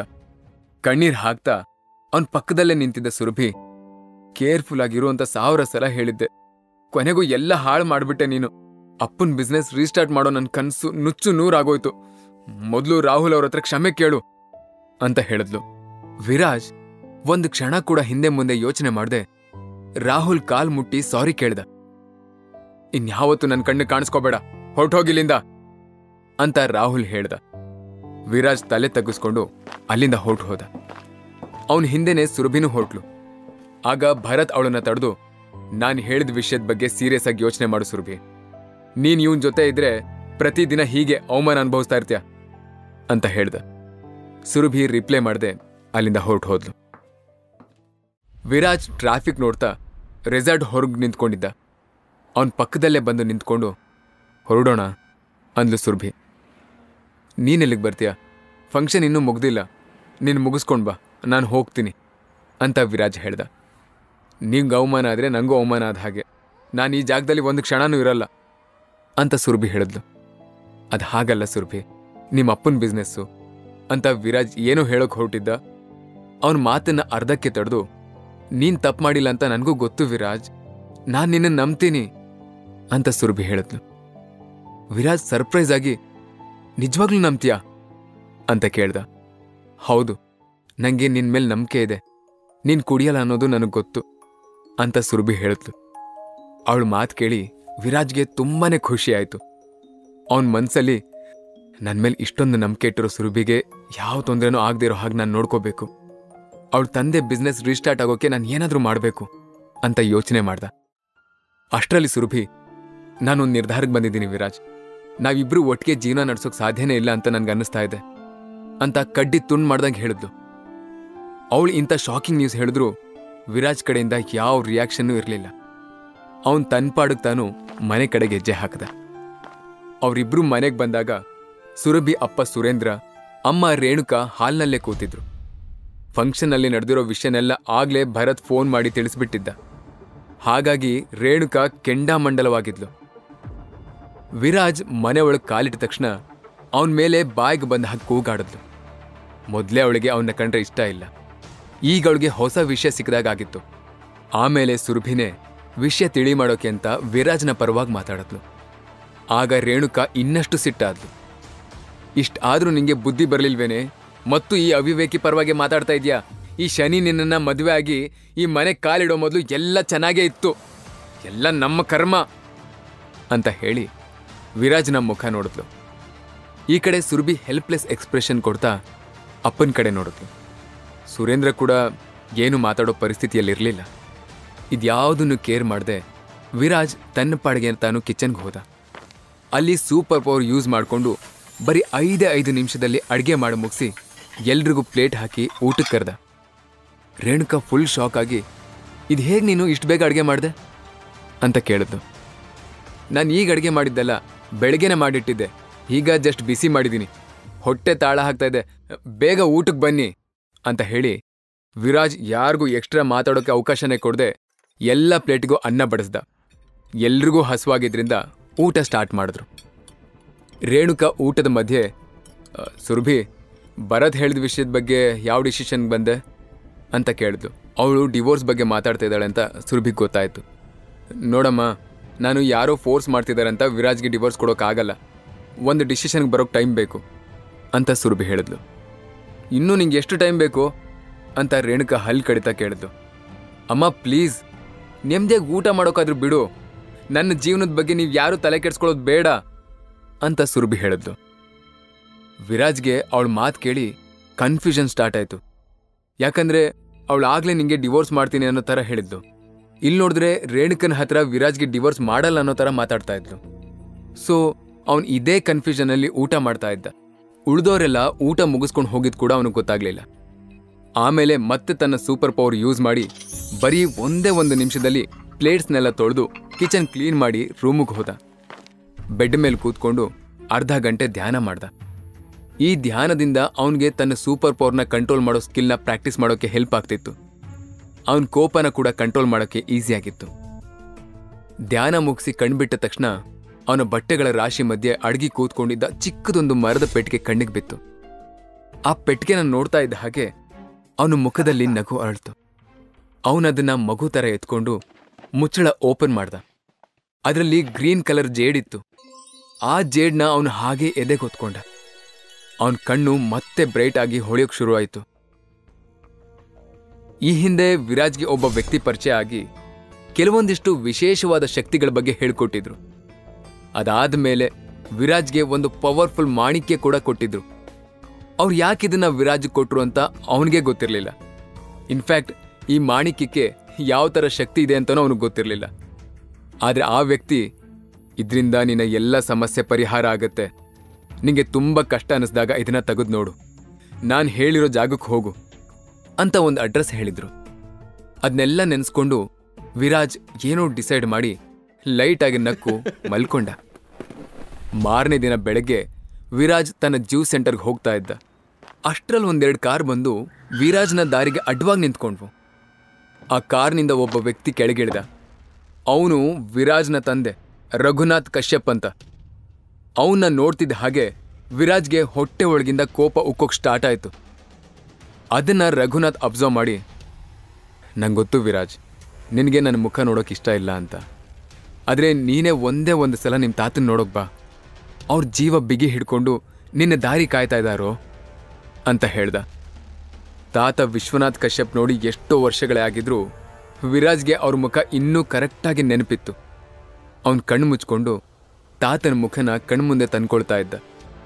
ಅಂದಹಾಗೆ ಈ ರಘುನಾಥ್ಗೆ ವಿರಾಜ್ನ ಸೂಪರ್ ಪವರ್ ಬಗ್ಗೆ ಚೆನ್ನಾಗಿ ಗೊತ್ತಿತ್ತು. ವಿರಾಜ್ ತನ್ನ ಜೊತೆ ಇದ್ರೆ ಆ ಪವರ್ನ ತನಗ್ ಬೇಕಾದಾಗ ಯೂಸ್ ಮಾಡ್ಕೊಳಕ್ಕಾಗತ್ತೆ ಅಂತ ರಘುನಾಥ್ ಪ್ಲಾನ್ ಮಾಡಿನೇ ವಿರಾಜ್ನ ಕನ್ವಿನ್ಸ್ ಮಾಡೋಕೆ ಅಂತ ಮತ್ತೆ ಮಾತು ಮುಂದುವರಿಸಿ, 2 ವರ್ಷದಿಂದ ನಿನ್ನ ತಾತ ಹಾಸಿಗೆ ಹಿಡಿದಿದ್ದಾರೆ, ಅವ್ರ ಪ್ರಾಣ ಯಾವಾಗ ಬೇಕಾದ್ರೂ ಹೋಗ್ಬೋದು, 5 ತಲೆಮಾರು ಕೂತ್ಕೊಂಡು ತಿಂದ್ರು ಕರಗದೆ ಇರೋ ಕಶ್ಯಪ್ ಕುಟುಂಬದ ಆಸ್ತಿಗೆ ನಿನ್ನನ್ನೇ ವಾರಸ್ದಾರನ ಮಾಡಬೇಕು ಅಂತ ಅಪ್ಪ ಡಿಸೈಡ್ ಮಾಡಿದಾರೋ, ದಯವಿಟ್ಟು ಒಂದು ಸಲ ಮನೆಗೆ ಬಾ ಅಂತ ಹೇಳ್ದ. ವಿರಾಜ್ ಸರ್ಕಾಸ್ಟಿಕ್ ಆಗಿ ಸ್ಮೈಲ್ ಮಾಡ್ತಾ, ನಮ್ಮನ್ನ ಮನೆಯಿಂದ ಹೊರಗೆ ಹಾಕೋವಾಗ ಇದೆಲ್ಲ ನೆನಪೇ ಇರ್ಲಿಲ್ವೇನೋ ಅಂತ ಕೇಳ್ದ. ನಾನ್ ಮಾಡಿರೋ ತಪ್ಪಿಗೆ ಈಗಾಗಲೇ ಸಾಕಷ್ಟು ಪಶ್ಚಾತ್ತಾಪ ಪಟ್ಟಿದ್ದೀನಿ. ನೀನು ಮತ್ತೆ ಮಾತಿನ ಚೂರಿಯಿಂದ ಇರಬೇಡ. ನಿನ್ನ ಅತ್ತೆ ಮಕ್ಕಳು ಆಸ್ತಿನ ಹೊಡೆಯಕ್ಕೆ ತುದಿಗಾಲಲ್ಲಿ ನಿಂತಿದ್ದಾರೆ. ಅವ್ರ ಕೈಗೇನಾದ್ರೂ ಆಸ್ತಿ ಹೋದ್ರೆ ಅಪ್ಪ ಇಷ್ಟು ವರ್ಷ ಕಷ್ಟಪಟ್ಟಿದ್ದು ಹೊಳೆಲಿ ಹುಣಸೆ ಹಣ್ಣು ತೊಳೆದಾಗತ್ತೆ. ಅರ್ಥ ಮಾಡ್ಕೋ ವಿರಾಜ್ ಅಂತ ರಘುನಾಥ್ ಕಶ್ಯಪ್ ರಿಕ್ವೆಸ್ಟ್ ಮಾಡ್ಕೊಂಡ. ನನ್ನ ಅಪ್ಪ ಅನ್ನಿಸ್ಕೊಂಡ್ರು ಇವನು ತಾತನ ಆಸ್ತಿನ ಹೊಡಿಬೇಕು ಅಂತ ಇಷ್ಟು ವರ್ಷದಿಂದ ಕಷ್ಟಪಡ್ತಾ ಇದ್ದಾನೆ. ಅಂಥದ್ರಲ್ಲಿ ಇವತ್ತು ನನ್ನ ಮುಂದೆ ಬಂದು ನೀನೇ ಮುಂದಿನ ವಾರಸ್ದಾರ ಬಾ ಮನೆಗೆ ಅಂತಿದ್ದಾನೆ ಅಂದ್ರೆ ಖಂಡಿತ ಇವನ್ ಪ್ಲಾನ್ ಬೇರೆ ಏನೋ ಇದೆ, ನಾನು ಹುಷಾರಾಗಿರ್ಬೇಕು ಅಂತ ವಿರಾಜ್ ಮನ್ಸಲ್ಲೇ ಹೇಳ್ಕೊಂಡ. ಅಷ್ಟರಲ್ಲಿ ರಘುನಾಥ್ ಮಾತು ಮುಂದುವರಿಸಿ, ಸಾವಿರಾರು ಲಕ್ಷ ಕೋಟಿಯ ವಾರಸ್ದಾರ ಕಣೋ ನೀನು, ಆದ್ರೂ ಯಾಕೆ ಆ ರಾವ್ ಫ್ಯಾಮಿಲಿಯವ್ರು ಮಾಡೋ ಅವಮಾನನೆಲ್ಲ ಸಹಿಸ್ಕೊಂಡಿದ್ಯಾ? ನಿನ್ನೆ ರಾತ್ರಿ ರಿಸೆಪ್ಷನ್ ಫಂಕ್ಷನಲ್ಲಿ ನಿಂಗೆ ಅದ ಅವಮಾನದ ಬಗ್ಗೆ ನಂಗೆ ಗೊತ್ತು. ನಿನ್ ತಪ್ಪಿಲ್ಲ ಅಂದ್ರೂ ಯಾಕ ರಾಹುಲ್ ಕಾಲಿಗೆ ಬಿದ್ದೆ? ನೀನ್ ಮನ್ಸು ಮಾಡಿದ್ರೆ ಆ ಭರತ್ ರಾಹುಲ್ ಇಬ್ರು ನಿನ್ ಕಾಲಡಿಗೆ ಬಿದ್ದಿರ್ತಿದ್ರು. ಬಟ್ ಯಾಕೆ ನೀನ್ ಅವ್ರು ಹೇಳ್ದಾಗ ಕೇಳ್ತೀಯ? ನನ್ನಿಂದ ಇದನ್ನೆಲ್ಲ ಸಹಿಸ್ಕೊಂಡಿರೋಕ್ಕಾಗ್ತಿಲ್ಲ ಅಂತ ಎಮೋಷನಲ್ ಬ್ಲ್ಯಾಕ್ ಮೇಲ್ ಮಾಡೋದಕ್ಕೆ ಸ್ಟಾರ್ಟ್ ಮಾಡ್ದ. ವಿರಾಜ್ಗೆ ಇರಿಟೇಟ್ ಆಯ್ತು. ರಘುನಾಥ್ ಕಡೆಗೆ ಬೆನ್ ಹಾಕಿ ನಿಂತ್ಕೊಂಡ. ನನಗೆ ನಿಮ್ಮ ಆಸ್ತಿನೂ ಬೇಡ, ಸಂಪತ್ತು ಬೇಡ, ನಿಮ್ಮ ವಾರಸ್ದಾರಿಕೆನೂ ಬೇಡ, ನನ್ನನ್ನ ನನ್ನ ಪಾಡಿಗೆ ಬಿಟ್ಟುಬಿಡಿ, ಅದೇ ನೀವು ನಂಗೆ ಕೊಡೋ ದೊಡ್ಡ ಆಸ್ತಿ ಅಂತ ಹೇಳಿ ಅವನು ಅಲ್ಲಿಂದ ಹೊರಟೇ ಬಿಟ್ಟ. ಸ್ವಲ್ಪ ದೂರ ಹೋದವನಿಗೆ ಏನನ್ನಿಸ್ತೋ ಏನೋ, ತಿರುಗಿ ನಿಂತ್ಕೊಂಡು ತಾತನ್ ನೋಡೋಕೆ ಒಂದಿನ ಬಂದೇ ಬರ್ತೀನಿ ಅಂತ ಹೇಳ್ದ. ಆಗ ಅವನ ವಾಯ್ಸಲ್ಲಿ ವಿಚಿತ್ರವಾದ ವೈಬ್ರೇಷನ್ ಇತ್ತು. ಅರವಿಂದ್ ಗ್ರೂಪ್ ಆಫ್ ಇಂಡಸ್ಟ್ರೀಸ್, ಬೆಂಗಳೂರಿನಲ್ಲಿ ಇವ್ರದ್ದು 70 ಫ್ಲೋರಿನ ದೊಡ್ಡ ಆಫೀಸ್ ಇತ್ತು. ವಿರಾಜ್ ಈಗ ಆ ಆಫೀಸಿನ ರಿಸೆಪ್ಷನಿಸ್ಟ್ ಹತ್ರ ಮಿಸ್ಟರ್ ಅಜಯ್ ಅರವಿಂದ್ ಅವ್ರನ್ನ ಮೀಟ್ ಆಗಬೇಕು ಅಂತ ಹೇಳ್ದ. ಅವನು ಸಿಂಪಲ್ ಡ್ರೆಸ್ನಲ್ಲಿದ್ದರಿಂದ ರಿಸೆಪ್ಷನಿಸ್ಟ್, ನಿಮ್ಮ ಹತ್ರ ಅಪಾಯಿಂಟ್ಮೆಂಟ್ ಇದೆಯಾ ಅಂತ ಕೇಳಿದ್ದು. ಐ ಆಮ್ ವಿರಾಜ್ ಅವಿನಾಶಿ, ಸುಂದರ್ ರಾಜ್ ಅರವಿಂದ್ ನನ್ನ ಫ್ರೆಂಡ್ ಆಗಿದ್ರು, ಅಜಯ್ ಹತ್ರ ಇದನ್ನ ಹೇಳಿ ಅಂತ ಹೇಳ್ದ. ರಿಸೆಪ್ಷನಿಸ್ಟ್ ಅಜಯ್ಗೆ ಕಾಲ್ ಮಾಡಿ, ಸರ್ ನಿಮ್ಮನ್ನ ಮೀಟ್ ಮಾಡೋಕ್ಕೆ ವಿರಾಜ್ ಅಂತ ಒಬ್ಬ ಹುಡುಗ ಬಂದಿದ್ದಾನೆ, ಅವನು ಸುಂದರ್ರಾಜ್ ಅರವಿಂದ್ ಅವ್ರ ಫ್ರೆಂಡ್ ಅಂತೆ ಅಂದ್ಲು. ಸುಂದರ್ರಾಜ್ ಅರವಿಂದ್ ಅನ್ನೋ ಹೆಸರು ಕೇಳಿದ ತಕ್ಷಣ ಅಜಯ್ ಬೆಚ್ಚ ಬಿದ್ದ. ಯಾಕಂದ್ರೆ ಆ ಹೆಸರು ಅವನ ತಾತಂದು. ಬಟ್ ಎಲ್ರೂ ಅವ್ರನ್ನ ಬರೀ ಅರವಿಂದ್ ಅಂತ ಮಾತ್ರ ಕರೀತಿದ್ರು. ಸುಂದರ್ರಾಜ್ ಅನ್ನೋ ಹೆಸರು ಬರೀ ಬೆರಳಣಿಕೆ ಜನರಿಗೆ ಮಾತ್ರ ಗೊತ್ತಿತ್ತು. ಬಟ್ ಈ ಹುಡುಗಂಗೆ ಹೇಗೆ ತನ್ನ ತಾತನ ಹೆಸರು ಗೊತ್ತಿದೆ ಅನ್ನೋದೇ ಅಜಯ್ಗೆ ದೊಡ್ಡ ಡೌಟ್ ಆಗಿತ್ತು. ಹಾಗಾಗಿ ತಕ್ಷಣ Ajay, ask that boy to meet me in the cabin ಅಂತ ರಿಸೆಪ್ಷನಿಸ್ಟ್ಗೆ ಹೇಳ್ದ. 5 ನಿಮಿಷದಲ್ಲಿ ವಿರಾಜ್ ಅವನ್ ಮುಂದಿದ್ದ. ಅವನು ವಿರಾಜ್ನ ಮೇಲಿಂದ ಕೆಳಗೆ ನೋಡ್ತಾ, may know who are you ಅಂತ ಕೇಳ್ದ. ವಿರಾಜ್ ಕೂಲಾಗಿ ಸ್ಮೈಲ್ ಮಾಡ್ತಾ ಜೇಬ್ನಲ್ಲಿ ಇದ್ದಿದ್ದ ಆ ಗ್ರೀನ್ ಕಲರ್ ಮಾಣಿಕ್ಯನ ಅವ್ರಿಗೆ ತೋರಿಸ್ದ. ಅದನ್ನ ನೋಡ್ತಾ ಇದ್ದ ಹಾಗೆ ಅಜಯ್ ಮುಖದಲ್ಲಿ ಸ್ವೆಟ್ಟಿಂಗ್ ಸ್ಟಾರ್ಟ್ ಆಯ್ತು. ಶಾಕ್ ಆದೊಂಥರ ಎದ್ದು ನಿಂತ್ಕೊಂಡ. ಯಾಕಂದ್ರೆ ಆ ಮಾಣಿಕ್ಯ ಅರವಿಂದ್ ಕುಟುಂಬದವ್ರನ್ನ ರೆಪ್ರೆಸೆಂಟ್ ಮಾಡ್ತಿತ್ತು. ಅಜಯ್ ಚಿಕ್ಕೋನಿರುವಾಗ ಅವನ ತಂದೆ ಹತ್ರನೂ ಈ ಥರ ಮಾಣಿಕ್ಯ ಇದ್ದಿದ್ದನ್ನ ನೋಡಿದ್ದ. ಬಟ್ ವಿರಾಜ್ನ ಹತ್ರ ಇರೋ ಮಾಣಿಕ್ಯದ ವ್ಯಾಲ್ಯೂ ಇನ್ನೂ ಜಾಸ್ತಿ ಎದ್ದಾಗಿತ್ತು. ಅಜಯ್ಗಾಗಿರೋ ಶಾಕ್ಗೆ ವಿರಾಜ್ನ ಹತ್ರ ಏನ್ ಮಾತಾಡಬೇಕು ಅಂತಾನೆ ಗೊತ್ತಾಗ್ಲಿಲ್ಲ. ನಾನು ಈಗಲೇ ನಮ್ಮ ಲಾಯರ್ಗೆ ಕಾಲ್ ಮಾಡಿ ಇಲ್ಲಿಗೆ ಬರೋಕೆ ಹೇಳ್ತೀನಿ, ಅವರೇ ನಿಮ್ಮ ಜೊತೆ ಮಾತಾಡ್ತಾರೆ ಅಂತ ಹೇಳಿ ಕಾಲ್ ಮಾಡ್ದ. 5 ನಿಮಿಷದಲ್ಲಿ ಲಾಯರ್ ಜಾರ್ಜ್ ಕ್ಯಾಬಿನ್ ಒಳಗೆ ಬಂದ. ವಿರಾಜ್ನ ಪಕ್ಕದಲ್ಲಿ ಕೂತ್ಕೊಂಡು ನೀನು ಯಾರು ಅಂತ ನಾನು ತಿಳ್ಕೋಬೇಕು ಅಂತ ಬೇಸ್ ವಾಯ್ಸಲ್ಲಿ ಹೇಳ್ದ. ವಿರಾಜ್ ಸ್ಮೈಲ್ ಮಾಡ್ತಾ ನನ್ನ ಹೆಸರು ವಿರಾಜ್ ಅವಿನಾಶಿ ಅಂತ ಹೇಳ್ದ. ಅವನ ಹೆಸರು ಹೇಳಿದ ತಕ್ಷಣ ಆ ಜಾರ್ಜ್ ಅವನ ಮೇಲೆ ಅಟ್ಯಾಕ್ ಮಾಡ್ದ. ಬಟ್ ವಿರಾಜ್ನ ಸೋಲ್ಸೋಕ್ಕಾಗಲಿಲ್ಲ. ಅವನು ಸೂಪರ್ ಪವರ್ ಮುಂದೆ ಜಾರ್ಜೇ ಸೋತು ಹೋದ. ಆಮೇಲೆ ಅವನು, ಮಿಸ್ಟರ್ ವಿರಾಜ್, ನೀವು ಸುಂದರಾಜ್ ಅರವಿಂದ್ ಅವ್ರ ಶಿಷ್ಯ ಅನ್ನೋದು ಕನ್ಫರ್ಮ್ ಆಯಿತು. ನಮ್ಮಿಂದ ಯಾವ ಥರ ಹೆಲ್ಪ್ ಆಗಬೇಕು? ಆ ಪವರ್ಫುಲ್ ಮಾಣಿಕ್ಯನ ನಮಗೆ ಕೊಟ್ಟರೆ ನೀವೇ ಈಗ ಅರವಿಂದ್ ಸಾಮ್ರಾಜ್ಯಕ್ಕೆ ವಾರಸ್ದಾರ ಆಗ್ಬೋದು ಅಂತ ಹೇಳ್ದ. ಸುಂದರಾಜ್ ಅರವಿಂದ್ ಯಾರು? ವಿರಾಜ್ ಹತ್ರ ಇರೋ ಆ ಮಾಣಿಕ್ಯದ ರಹಸ್ಯ ಏನು? ನಿಜವಾಗ್ಲೂ ಈ ವಿರಾಜ್ ಯಾರು? ಮಿಸ್ಟರ್ ವಿರಾಜ್, ನೀವು ಸುಂದರಾಜ್ ಅರವಿಂದ್ ಅವರ ಶಿಷ್ಯ ಅನ್ನೋದು ಕನ್ಫರ್ಮ್ ಆಯಿತು. ನಮ್ಮಿಂದ ಯಾವ ಥರ ಹೆಲ್ಪ್ ಆಗಬೇಕು? ಆ ಮಾಣಿಕ್ಯ ನಮಗೆ ಕೊಟ್ರೆ ನೀವೇ ಈಗ ಈ ಅರವಿಂದ್ ಸಾಮ್ರಾಜ್ಯಕ್ಕೆ ವಾರಸ್ದಾರ ಆಗ್ಬೋದು. ನಂಗೆ ಸದ್ಯ ಇದರಲ್ಲಿ ಯಾವ ಇಂಟ್ರೆಸ್ಟ್ ಇಲ್ಲ. ನಿಮಗೆ ರಾವ್ ಫ್ಯಾಮಿಲಿ ಬಿಸ್ನೆಸ್ ಬಗ್ಗೆ ಗೊತ್ತಿದೆ ಅಲ್ವಾ ಅಂತ ವಿರಾಜ್ ವಿಷಯನ ಬೇರೆ ರೂಟಿಗೆ ತೊಗೊಂಡು ಹೋದ. Yeah, I know, now all those business are on the brink of crisis ಅಂತ ಅಜಯ್ ಹೇಳ್ದ. ವಿರಾಜ್ ಏನೋ ಹೇಳೋಕೆ ಅಂತ ಹೊರಟಿದ್ದ. ಅಷ್ಟರಲ್ಲಿ ಅವನ ಫೋನ್ ರಿಂಗ್ ಆಯಿತು. ವಿರಾಜ್ ಕಾಲ್ ಪಿಕ್ ಮಾಡಿದ ತಕ್ಷಣ, ನೀನು ಇವತ್ತೇ ಸುರಭಿಗೆ ಡಿವೋರ್ಸ್ ಮಾಡಬೇಕು, ಪೇಪರ್ಸ್ ಎಲ್ಲ ರೆಡಿ ಇದೆ, ಸಿಟಿ ಹಾಸ್ಪಿಟಲ್ಗೆ ಬಂದು ಮೊದಲು ಸಿಗ್ನೇಚರ್ ಮಾಡು. ರೇಣುಕಾ ಹೇಳಿದ್ಲು. ಸಿಟಿ ಹಾಸ್ಪಿಟಲ್ಗ? ನೀವು ಅಲ್ಲೇನು ಮಾಡ್ತಾ ಇದ್ದೀರಾ ಅಂತ ವಿರಾಜ್ ಡೌಟಲ್ಲೇ ಕೇಳ್ದ. ಇವತ್ತು ಸುರಭಿ ಅವ್ರ ತಂದೆ ಜೊತೆ ಫ್ಯಾಕ್ಟ್ರಿಗೆ ಹೋಗಿದ್ಲು. ಸ್ಯಾಲ್ರಿ ಕೊಡ್ತಾ ಇಲ್ಲ ಅಂತ ಅಲ್ಲಿನ ವರ್ಕರ್ಸ್ ಅವರಿಬ್ರು ಮೇಲೆ ಅಟ್ಯಾಕ್ ಮಾಡಿದ್ದಾರೆ. ಸುರಭಿಗೆ ಪ್ರಜ್ಞೆ ತಪ್ಪಿತ್ತು. ಇದಕ್ಕೆಲ್ಲ ನೀನೇ ಕಾರಣ. ದಯವಿಟ್ಟು ನನ್ನ ಮಗಳಿಗೆ ಡಿವೋರ್ಸ್ ಮಾಡಿ ನಾವು ನೆಮ್ಮದಿಯಿಂದ ಬದುಕೋದಕ್ಕೆ ಅವಕಾಶ ಮಾಡಿಕೊಡು ಅಂತ ರೇಣುಕಾ ಕಣ್ಣೀರ್ ಹಾಕ್ತಾ ಬೇಡ್ಕೊಂಡ್ಲು. ತಕ್ಷಣ ವಿರಾಜ್ ಕಾಲ್ ಕಟ್ ಮಾಡಿ, mister Ajay, I have to go. I will meet you again. Rao family ಬಿಸ್ನೆಸ್ಗಳೆಲ್ಲ ಅರವಿಂದ್ ಗ್ರೂಪ್ ಆಫ್ ಇಂಡಸ್ಟ್ರೀಸ್ಗೆ ಟ್ರಾನ್ಸ್ಫರ್ ಆಗಬೇಕು. ಡೂ ದ ಅರೇಂಜ್ಮೆಂಟ್ಸ್ ಇಮಿಡಿಯೇಟ್ಲಿ ಅಂತ ಆರ್ಡರ್ ಮಾಡಿ ಹಾಸ್ಪಿಟಲ್ಗೆ ಹೋದ. ಅವನ ಮುಖ ನೋಡಿದ ತಕ್ಷಣ ರೇಣುಕಾ ಮತ್ತೆ ಜಗಳ ಸ್ಟಾರ್ಟ್ ಮಾಡಿದ್ಲು. ಬಟ್ ವಿರಾಜ್ ಅವಳ ಮಾತುಗಳನ್ನು ಕಂಪ್ಲೀಟ್ ಆಗಿ ಅವಾಯ್ಡ್ ಮಾಡಿ ಬೆಡ್ ಮೇಲೆ ಮಲಗಿರೋ ಸುರೇಂದ್ರನ ಕಡೆಗೆ ನೋಡ್ದ. ಅವನ ಮೈ ಮೇಲೆ ಎಲ್ಲ ಗಾಯ ಆಗಿತ್ತು. ಬ್ಯಾಂಡೇಜ್ ಸುತ್ತಿಟ್ಟಿದ್ರು. ಅವನ ಪಕ್ಕದ ಬೆಡ್ಡಲ್ಲಿ ಸುರಭಿ ಮಲ್ಕೊಂಡಿದ್ಲು. ಅವಳಿಗೂ ಅಲ್ಲಲ್ಲಿ ಗಾಯ ಆಗಿತ್ತು. ವಿರಾಜ್ ಅವಳ ಪಕ್ಕದಲ್ಲಿ ಹೋಗಿ ನಿಂತ್ಕೊಂಡು, ಇದೆಲ್ಲ ಹೇಗಾಯ್ತು ಸುರಭಿ ಅಂದ.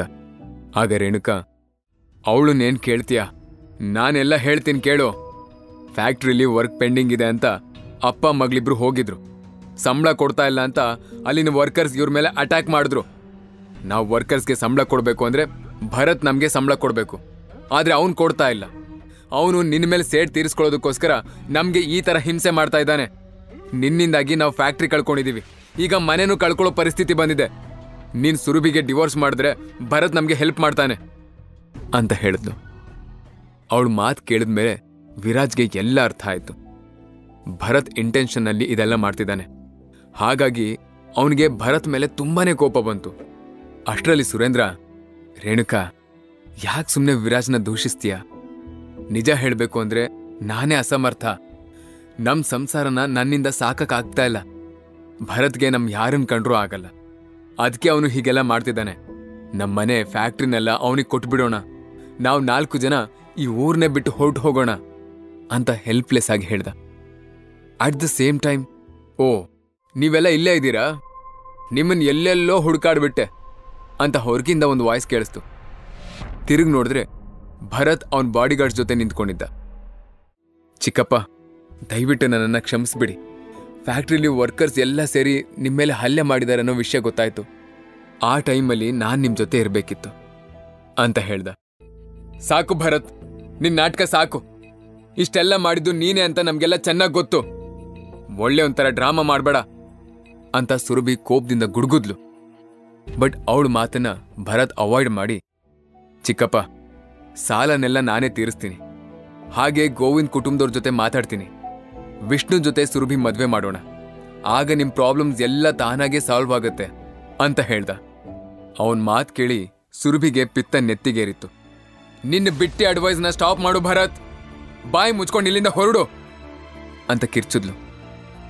ನೋಡಿ, ನಾನ್ ಹೇಳೋಷ್ಟು ಹೇಳಿದ್ದೀನಿ, ಇನ್ಮೇಲೆ ನಿಮಗ್ ಬಿಟ್ಟಿದ್ದು. ಸಾಲ ಕೊಟ್ಟಿರೋ ಬ್ಯಾಂಕ್ನವರು ಮನೆ ಬಾಗ್ಲಿಗೆ ಬಂದ್ರೆ ಅದಕ್ಕೆ ನೀವೇ ಜವಾಬ್ದಾರಿ ಅಂತ ಭರತ್ ಬ್ಲ್ಯಾಕ್ ಮೇಲ್ ಮಾಡೋ ತರ ಹೇಳ್ದ. ಯಾವ ಬ್ಯಾಂಕ್ನವರು ಮನೆಗೆ ಬರಲ್ಲ ಭರತ್, ಯಾಕಂದ್ರೆ ಅಪ್ಪ ಈಗಾಗ್ಲೇ ಮನೆ ಪತ್ರ ಒಡವೆನೆಲ್ಲ ಅಡ ಇಟ್ಟಿದ್ದಾರೆ. ನೀನ್ ಏನೇನೋ ಹೇಳಿ ನಮ್ಮಮ್ಮನ ಹೆದರ್ಸೋಕ್ ಟ್ರೈ ಮಾಡಬೇಡ ಅಂತ ಸುರಭಿ ಹೇಳಿದ್ಲು. ಇದಕ್ಕೆ ನಾನು ನಿನ್ನ ಇನ್ನೋಸೆಂಟ್ ಅಂತ ಹೇಳೋದು ಸುರಭಿ. ನೀವು ಅಡ ಇಟ್ಟಿರೋ ಒಡವೆ ನಿಮ್ಮ ಫ್ಯಾಕ್ಟ್ರಿ ಮಷಿನ್ ಅಷ್ಟೇ ಹಳೆದು, ಅದಕ್ಕೆ ಯಾವ ಬೆಲೆನೂ ಇಲ್ಲ. ಇನ್ನೊಂದು ವಾರದಲ್ಲಿ ಫ್ಯಾಕ್ಟ್ರಿ ವರ್ಕರ್ಸ್ಗೆ ಕೊಡಬೇಕಾಗಿರೋ ಹಣ ಕೊಟ್ಟಿಲ್ಲ ಅಂದ್ರೆ ಚಿಕ್ಕಪ್ಪ ಜೈಲಿಗೆ ಹೋಗ್ಬೇಕಾಗತ್ತೆ. ಇದೆಲ್ಲ ಆಗ್ಬಾರ್ದು ಅಂದ್ರೆ ನಾನು ಹೇಳ್ದ ಹಾಗೆ ನೀನು ಕೇಳಬೇಕು, ವಿಷ್ಣುನ ಮದುವೆ ಆಗ್ಬೇಕು ಅಂತ ಹೇಳಿ ಭರತ್ ವಿರಾಜನ ಕಡೆಗೆ ನೋಡ್ದ. ಅವನು ಇಲ್ಲಿ ನಡೀತಿರೋದಕ್ಕೂ ತನಗೂ ಸಂಬಂಧನೇ ಇಲ್ಲ ಅನ್ನೋ ಹಾಗೆ ನಿಂತ್ಕೊಂಡಿದ್ದ. ನೋಡು ನಿನ್ ಗಂಡನ್ನ, ಮಾತಿಗೂ ಅವನನ್ನ ವಹಿಸ್ಕೊಂಡು ಬರ್ತೀಯಲ್ಲ, ಅವನ್ ನೋಡಿದ್ರೆ ಇದ್ಯಾವುದು ತನಗ್ ಸಂಬಂಧನೇ ಇಲ್ಲ ಅನ್ನೋ ಹಾಗೆ ನಿಂತಿದ್ದಾನೆ. ಇಂಥವನ್ ಜೊತೆ ಹೇಗೆ ಜೀವನ ಮಾಡ್ತೀಯಾ? ಸುಮ್ನೆ ಆ ತಾಳಿನ ಕಿತ್ ಹಾಕು ಅಂತ ಭರತ್ ಹಲ್ ಕಡಿತಾ ಹೇಳ್ದ. ಆ ಸಮಯಕ್ಕೆ ಮಾತ್ರ ವಿರಾಜ್ಗೆ ಕೋಪ ಕಂಟ್ರೋಲ್ ಮಾಡ್ಕೊಳಕ್ ಆಗ್ಲಿಲ್ಲ. ಏಯ್ ಅಂತ ಕಿರಿಸ್ತಾ ಭರತ್ ಕೈನ ಗಟ್ಟಿಯಾಗಿ ಹಿಡ್ಕೊಂಡ. ತಿರ್ವೋಕ್ ಸ್ಟಾರ್ಟ್ ಮಾಡ್ದ. ಭರತ್ಗೆ ನೋವು ತಡ್ಕೊಳಕ್ ಆಗ್ತಾ ಇರ್ಲಿಲ್ಲ. ಎಷ್ಟೇ ಟ್ರೈ ಮಾಡಿದ್ರೂ ಬಿಡಿಸ್ಕೊಳಕ್ಕೂ ಆಗ್ತಾ ಇರ್ಲಿಲ್ಲ. ವಿರಾಜ್ ಮತ್ತೂ ಟೈಟ್ ಆಗಿ ತಿರುವ್ದ. ನೋವು ತಡೆಯೋಕ್ಕಾಗದೆ ಭರತ್ ವಿರಾಜ್ನ ಕಾಲು ಹಿಡ್ಕೊಂಡ. ಆಗ ವಿರಾಜ್ ಅವನ್ ಕೈ ಬಿಟ್ಟ. ಭರತ್ಗೆ ಅವ್ರಗಳ ಮುಂದೆ ವಿರಾಜ್ನ ಕಾಲು ಹಿಡಿಯೋ ಹಾಗೆ ಆಗಿದ್ರಿಂದ ತುಂಬಾನೇ ಅವಮಾನ ಆಯ್ತು. ಯಾರ ಜೊತೆ ಏನೂ ಮಾತಾಡದೆ ಅಲ್ಲಿಂದ ಹೊರಟು ಹೋದ. ಈ ಕಡೆ ರೇಣುಕಾ ಬಾಯ್ ಬಿಟ್ಕೊಂಡು ವಿರಾಜ್ನ ನೋಡ್ತಾ ಇದ್ಲು. ಅವನಿಗೆ ಇಷ್ಟೊಂದು ಶಕ್ತಿ ಇದೆ ಅಂತ ಅವಳಿಗೆ ಇವತ್ತೇ ಗೊತ್ತಾಗಿತ್ತು. ಹಾಗೆ ಕೋಪ ಬಂದಾಗ ಅವನ ದೇಹದಲ್ಲಿ ವಿಚಿತ್ರವಾದ ಬದಲಾವಣೆ ಆಗೋದನ್ನ ಅವಳು ಮಾತ್ರ ಅಬ್ಸರ್ವ್ ಮಾಡಿದ್ಲು. ಈ ಕಡೆ ವಿರಾಜ್ ಮತ್ತೆ ಶಾಂತನಾಗಿ, ಸುರಭಿ, ಡೋಂಟ್ ವರಿ, ನಾನಿದ್ದೀನಿ. ಇನ್ಮುಂದೆ ನಿಮ್ಗೆ ಯಾವ ತೊಂದರೆನೂ ಆಗದೆ ಇರೋ ಹಾಗೆ ನಾನ್ ನೋಡ್ಕೋತೀನಿ ಅಂತ ಹೇಳ್ದ. ಅವನ್ ಮಾತ್ ಕೇಳಿ ಸುರಭಿಗೂ ಸ್ವಲ್ಪ ಸಮಾಧಾನ ಆಯ್ತು. ರಾವ್ ಗ್ರೂಪ್ನ ಎಲ್ಲ ಡೈರೆಕ್ಟರ್ಸು ಎಮರ್ಜೆನ್ಸಿ ಮೀಟಿಂಗ್ ಅಟೆಂಡ್ ಮಾಡಿದ್ರು. ಯಾಕಂದ್ರೆ ಒಂದೇ ಒಂದು ಗಂಟೆಯಲ್ಲಿ ಕಂಪ್ನಿ ಶೇರ್ಸ್ ಎಲ್ಲ ಡೌನ್ ಆಗಿತ್ತು. ಸಡನ್ ಆಗಿ ಯಾಕೆ ಹೀಗಾಗ್ತಿದೆ ಅಂತ ಯಾರಿಗೂ ಗೊತ್ತಿರಲಿಲ್ಲ. ಏನಾಗ್ತಿದೆ ನಮ್ಮ ಕಂಪ್ನಿಲಿ? ಕ್ಲೈಂಟ್ಸ್ ಎಲ್ಲ ಕಾಲ್ ಮಾಡಿ ಕಾಂಟ್ರಾಕ್ಟ್ ಕ್ಯಾನ್ಸಲ್ ಮಾಡ್ಕೋತೀವಿ ಅಂತ ಹೇಳ್ತಿದ್ದಾರೆ. ನಮ್ಮಿಂದ ಯಾರಿಗೆ ಯಾವ ತೊಂದರೆ ಆಗಿದೆ ಅಂತ ರಾಜೇಂದ್ರ ರಾವ್ ಕೇಳ್ದ. ಅಲ್ಲೇ ಇದ್ದ ವಿಜೇಂದ್ರ ರಾವ್, ನಮಗೂ ಏನು ಗೊತ್ತಾಗ್ತಾ ಇಲ್ಲ. ನನ್ನ ಇಷ್ಟು ವರ್ಷದ ಸರ್ವಿಸ್ನಲ್ಲಿ ಈ ಥರ ಕ್ರೈಸಿಸ್ ಇದೇ ಫಸ್ಟ್ ಟೈಮ್ ನೋಡ್ತಿರೋದು. ಯಾರೋ ನಮ್ಮನ್ನ ಟಾರ್ಗೆಟ್ ಮಾಡ್ತಿದ್ದಾರೆ ಅನಿಸ್ತಾ ಇದೆ ಅಂತ ಹೇಳ್ದ. ಅಷ್ಟರಲ್ಲಿ ಸೆಕ್ರೆಟರಿ ಎಲ್ಲ ಪೇಪರ್ಸ್ನು ತಗೊಂಡು ಕಾನ್ಫರೆನ್ಸ್ ಹಾಲಿಗೆ ಬಂದ. ಎಷ್ಟು ಜನ ಶೇರ್ ಮಾರಿದ್ದಾರೆ, ನಮ್ಮ ಕಂಪ್ನಿಗೆ ಎಷ್ಟು ಲಾಸ್ ಆಯಿತು ಅಂತ ವಿಜಯೇಂದ್ರ ಸೆಕ್ರೆಟರಿಗೆ ಕೇಳ್ದ. ಸೆಕ್ರೆಟರಿ ಎಲ್ಲ ಪೇಪರ್ಸ್ನು ಚೆಕ್ ಮಾಡಿ, ಇವತ್ತು ನಮ್ಮ ಕಂಪ್ನಿ ಶೇರ್ ವ್ಯಾಲ್ಯೂ 50% ಡೌನ್ ಆಗಿದೆ ಸರ್. ಸ್ಮಾಲ್ ಶೇರ್ ಹೋಲ್ಡರ್ಸ್ ಭಯ ಪಟ್ಕೊಂಡು ಅವ್ರ ಶೇರ್ಸ್ನೆಲ್ಲ ಸೇಲ್ ಮಾಡಿದ್ದಾರೆ. 12ಕ್ಕೂ ಜಾಸ್ತಿ ಗೋಲ್ಡ್ ಶಾಪ್ ಕ್ಲೋಸ್ ಆಗಿದೆ. 20 ಕಂಪ್ನಿಗಳು ಇನ್ನು ಮುಂದೆ ನಮ್ಮ ಜ್ಯುವೆಲರೀಸ್ ಗ್ರೂಪ್ ಜೊತೆ ಬಿಸ್ನೆಸ್ ಮಾಡಲ್ಲ ಅಂತ ಪಬ್ಲಿಕ್ ಅನೌನ್ಸ್ಮೆಂಟ್ ಮಾಡಿದ್ದಾರೆ. ಅವರ್ company shares are all down now ಅಂತ ಹೇಳ್ದ. ಅದನ್ನ ಕೇಳಿ ಅಲ್ಲಿದ್ದವರೆಲ್ಲ ಬೆಚ್ಚಿಬಿದ್ರು. ಡೈರೆಕ್ಟರ್ಸ್ ಎಲ್ಲ ಹೆದರ್ಕೊಂಡು ವಿಜಯೇಂದ್ರ ರಾವ್ ಮತ್ತು ರಾಜೇಂದ್ರ ರಾವ್ಗೆ ಕ್ವೆಶನ್ ಮೇಲೆ ಕ್ವೆಶನ್ ಕೇಳೋಕೆ ಸ್ಟಾರ್ಟ್ ಮಾಡಿದ್ರು. ಆಟ್ ದ ಸೇಮ್ ಟೈಮ್ ಇನ್ನೊಬ್ಬ ಅಲ್ಲಿಗೆ ಬಂದು, ಈಗಷ್ಟೇ ಕಾಲ್ ಬಂದಿತ್ತು, ಅರವಿಂದ್ ಗ್ರೂಪ್ ಆಫ್ ಇಂಡಸ್ಟ್ರೀಸ್ನ ಸೆಕ್ರೆಟರಿ ಹೇಮಂತ್ ಅವರು ರಾವ್ ಇಂಡಸ್ಟ್ರೀಸ್ ಬಗ್ಗೆ ನಿಮ್ಮ ಜೊತೆ ಮಾತಾಡ್ಬೇಕಂತೆ ಅಂತ ಹೇಳ್ದ. ಆ ಅರವಿಂದ್ ಇಂಡಸ್ಟ್ರೀಸ್ ಹೆಸರು ಕೇಳಿದ ತಕ್ಷಣನೇ ಎಲ್ರಿಗೂ ನಡ್ಕ ಸ್ಟಾರ್ಟ್ ಆಯ್ತು. ಯಾಕಂದ್ರೆ ಬಿಸ್ನೆಸ್ ಕ್ಷೇತ್ರದಲ್ಲಿ ಈ ಇಂಡಸ್ಟ್ರಿ ದೇಶ ಮಟ್ಟದಲ್ಲೇ ದೊಡ್ಡ ಹೆಸರು ಮಾಡಿದೆ. ಅವ್ರ ಜೊತೆ ವ್ಯವಹಾರ ಮಾಡೋ ಧೈರ್ಯ ಯಾರಿಗೂ ಇಲ್ಲ. ಅವ್ರನ್ನ ಎದುರು ಹಾಕೊಂಡ್ರೆ ದಿವಾಳಿ ಆಗೋದು ಕನ್ಫರ್ಮ್. ವಿಜಯೇಂದ್ರ ಸ್ವಲ್ಪ ಸುಧಾರಿಸ್ಕೊಂಡು ಕಾಲ್ ಕನೆಕ್ಟ್ ಮಾಡಿ ಅಂತ ಸೆಕ್ರೆಟರಿಗೆ ಹೇಳ್ದ. ಅವನು ಹೇಳ್ದಾಗೆ ಕಾಲ್ ಕನೆಕ್ಟ್ ಮಾಡ್ದ. ಹಲೋ ಅಂತ ವಿಜೇಂದ್ರ ಹೇಳ್ತಾ ಇದ್ದ ಹಾಗೆ ಆ ಕಡೆಯಿಂದ ಹೇಮಂತ್, ಆರ್ ಯು ವಿಜೇಂದ್ರ ರಾವ್ ಅಂತ ಕೇಳ್ದ. ಎಸ್ ಅಂತ ವಿಜೇಂದ್ರ ಹೇಳ್ದ. ಆಗ ಸೆಕ್ರೆಟರಿ ಹೇಮಂತ್, ಇನ್ನು 1 ಗಂಟೆ ನಂತರ ಕಾನ್ಫರೆನ್ಸ್ ಅರೇಂಜ್ ಆಗಿದೆ. So all the directors should attend this meeting. Especially ನಿಮ್ಮ ಅಣ್ಣನ ಮಗ ಭರತ್ ಈ ಮೀಟಿಂಗ್ ಅಟೆಂಡ್ ಮಾಡಲೇಬೇಕು ಅಂತ ಆರ್ಡರ್ ಮಾಡ್ದ. ಇಷ್ಟೊತ್ತು ಕಾಲ್ ಲೌಡ್ ಸ್ಪೀಕರ್ನಲ್ಲಿದ್ದರಿಂದ ಹೇಮಂತ್ ಮಾತಾಡಿದ್ದು ಎಲ್ರಿಗೂ ಕೇಳಿಸಿತ್ತು. ಹೇಮಂತ್ ಬಾಯಲ್ಲಿ ಭರತ್ ಹೆಸರು ಬಂದಿದ್ದು ನೋಡಿ ಈ ಥರ ಕ್ರೈಸಿಸ್ ಆಗೋಕೆ ಭರತ್ ಕಾರಣ ಅಂತ ಎಲ್ರೂ ಅನ್ಕೊಂಡ್ರು. ರಾಜೇಂದ್ರ ರಾವ್ಗೆ ಮುಜುಗರ ಆಗಿ ತಲೆ ತಗ್ಗಿಸ್ದ. ಕೇವಲ ಪಾಕೆಟ್ ಎಫ್ಎಂನಲ್ಲಿ ಈಗಲೇ ಡೌನ್ಲೋಡ್ ಮಾಡಿ ಹಾಗೂ ಕೇಳಿ ವಿರಾಜ್ನ ಅದ್ಭುತ ಕತೆ ವೀರಮಾಣಿಕ್ಯ. ಲಿಂಕ್ ಡಿಸ್ಕ್ರಿಪ್ಷನ್ನಲ್ಲಿ ಇದೆ.